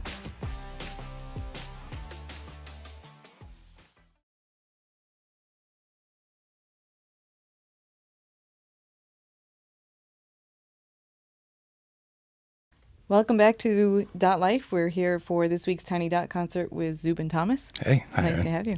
Thanks for having me. You came up from Weymouth today. Yeah, not a bad drive. Yeah, it's a beautiful day. Definitely. So tell us a little bit about your style. What kind of music do you play? I would say indie folk, Americana, kind of finger picking, strumming, Singing. guitar stuff. Yeah, singing. And how long have you been playing music? I've been doing the guitar thing and the singing thing for, I guess, coming up on 7-ish years, but I played drums for a long time before that and transitioned relatively late in life, I guess. Late in life, you're like, what, 25? I wish.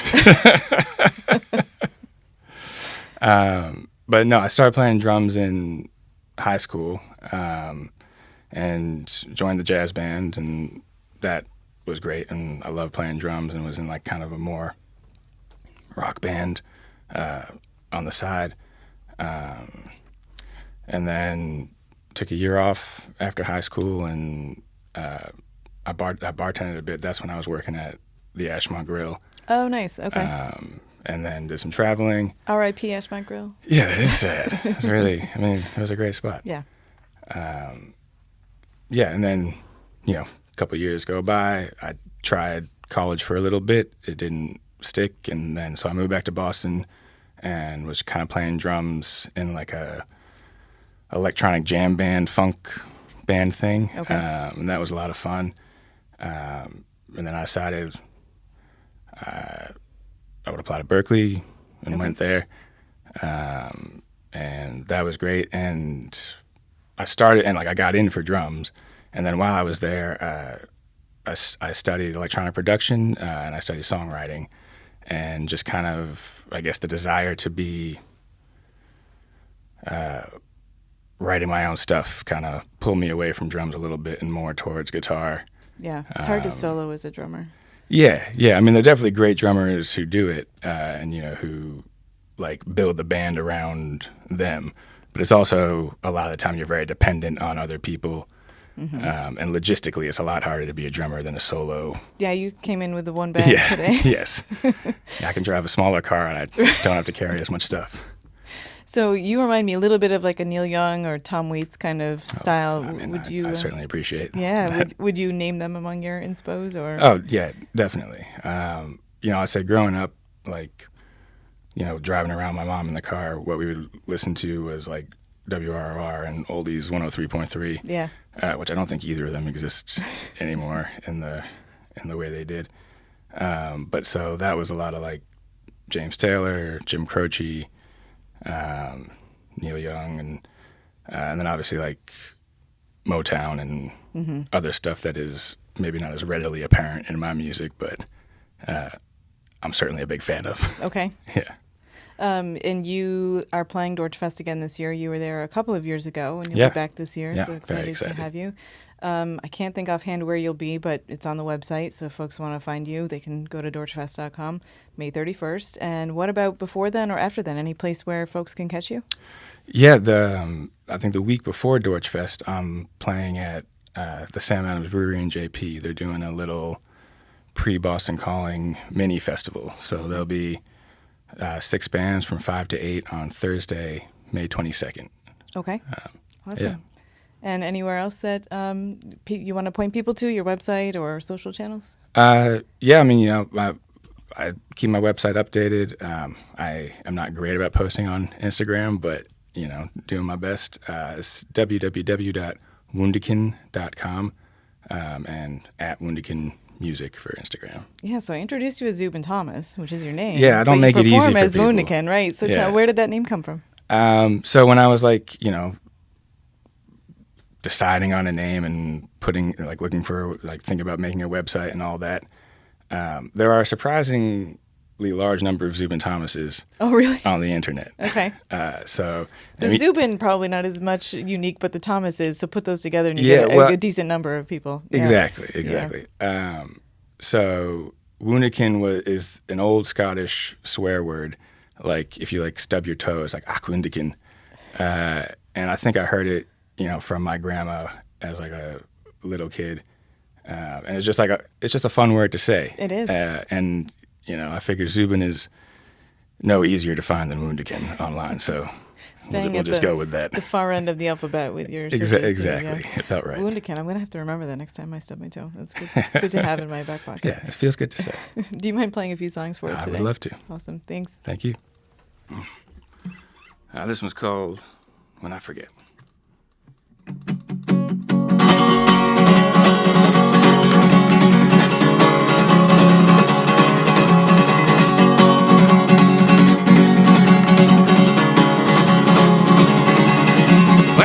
Had the courage to wrestle with the wind. Most of the time I'm just along for the ride. Can't recall when that began. Where the warm tossed about from side to side, and the crow's feet start to show, even with no sun in my eyes. When I forget, everything reminded me of home. When the love is fun to discover,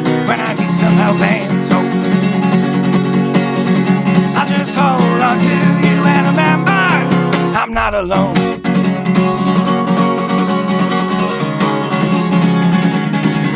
I'm not alone.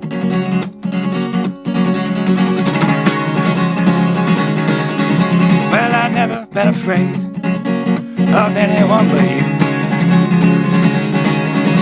All out hard and not to care when I'm so scared of what I might lose. Tie me down, smooth the sails across the side, with the sunshine in my face and the breeze just passing by. When I forget anything reminding me of home, when the love is too fun to discover, when I need some help ain't told, I'll just hold on to you and remember I'm not alone.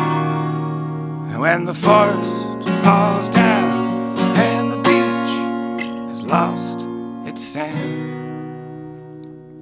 at least we made it to the end.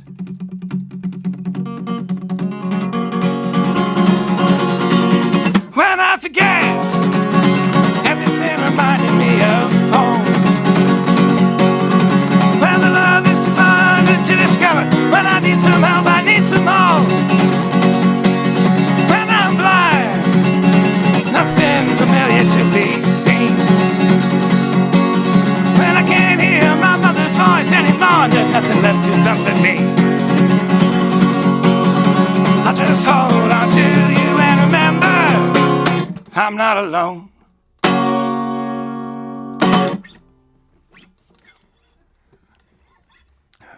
This one's called Other Side of the Rain.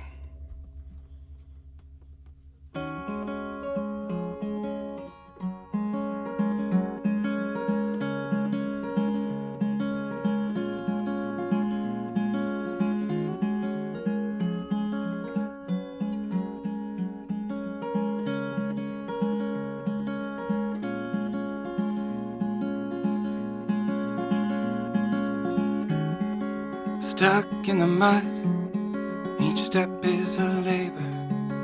Try and try and try and try, hard as I'm able. But in an honest day's work, I feel no shame.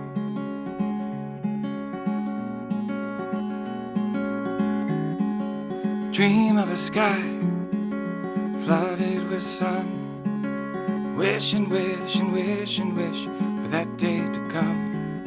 Let me tell you, my friends, it all looks the same on the other side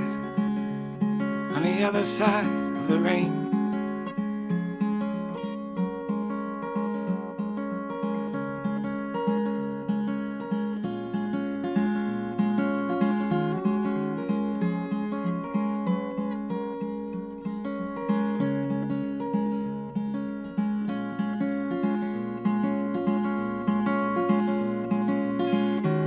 Now it's all gone dry, even the rum. Lost drip by drip, and now the river won't run. Prayed for warmth and got burnt by the flames.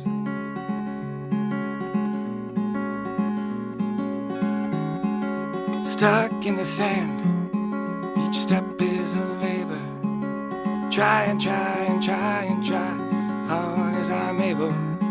Let me tell you, my friends, it all looks the same on the other side, on the other side. And let me tell you, my friends, it all looks the same on the other side of the rain.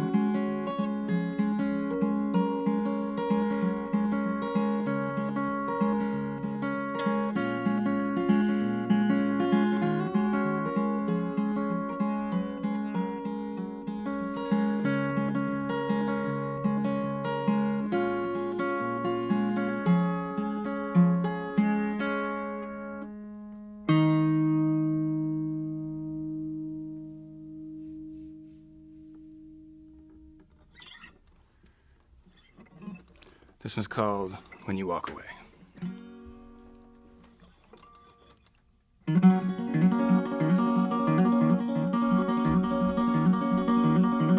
when it's all said and done, sometime together is better than none, or so I tell myself when I reminisce. Wistful like the wind that runs, please let me give you a reason not to move on. That's what I asked after our last kiss. Welcome to stay, never stays for long. Wants to dance, only for one song. Just passing by, oh that's fine. Drink all my whiskey, but when you walk away, please don't tell me that you miss me. Now you're here, then you're gone. Come with the moon and you leave with the sun, and the coffee's gone cold. At least you left me some. And you say it's not me. You say you'd be the one, but right now that's not what I need. Just live in the moment and let's have some fun. Welcome to stay, never stays for long. Wants to dance, only for one song. Just passing by, oh that's fine. Drink all my whiskey, but when you walk away, please don't tell me that you miss me. And I know it, I should leave it all behind, but then I think of your touch and I throw that way out of my mind. Then I think of your love, your love, and I wonder if I ever felt it, ever had it at all.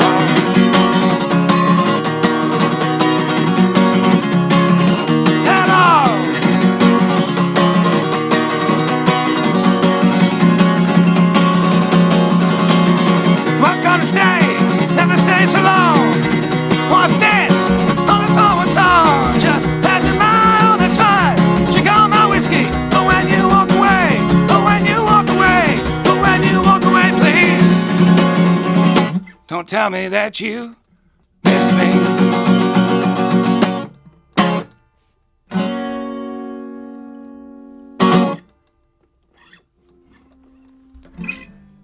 This one's called So It Goes.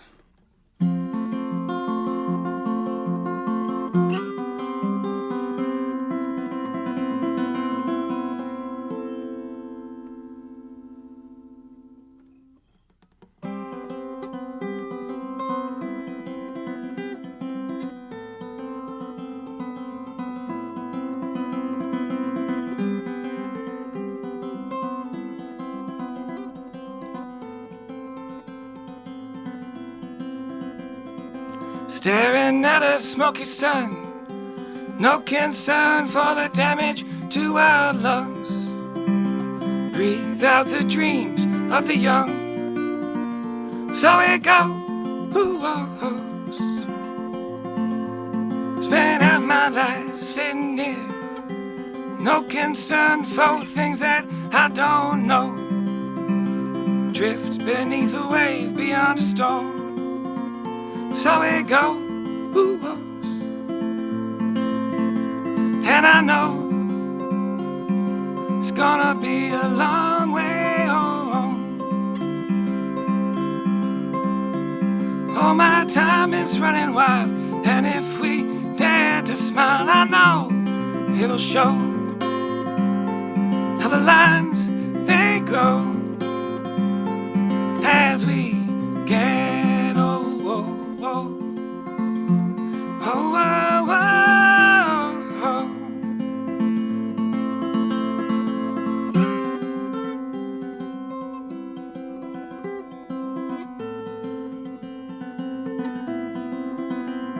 Sometimes it's been a waste, it seems. Sometimes I'm sure it's been all worth the while. And you only get one chance to be a child. So it goes. And I know it's gonna be a long way home. All my time is running wild, and if we dare to smile, I know it'll show how the lines they grow as we get old.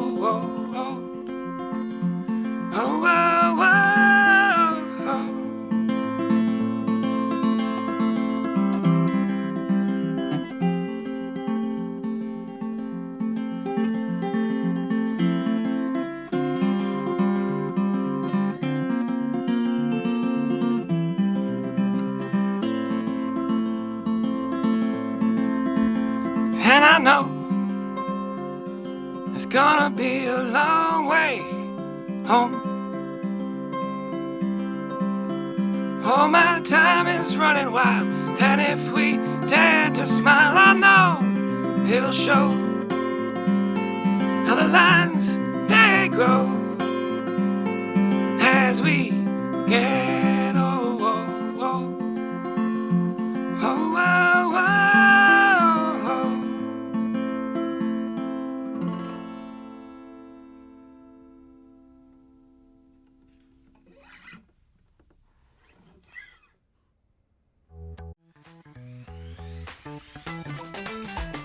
Thank you for listening to DotLife, which is available on Spotify, YouTube, and now Apple Podcasts. DotLife is produced and edited by me, Erin Caldwell. Technical support is provided by Yasser Mahmood. Additional support is provided by the Dorchester Reporter and the Record Company. Thanks to Dr. Ojikutu, Michael Curry, Councilor John FitzGerald, Bill Forry, and Zubin Thomas, aka Woundikin, for joining this week's show. If you're interested in supporting the podcast, visit dotlifepod.com for more information.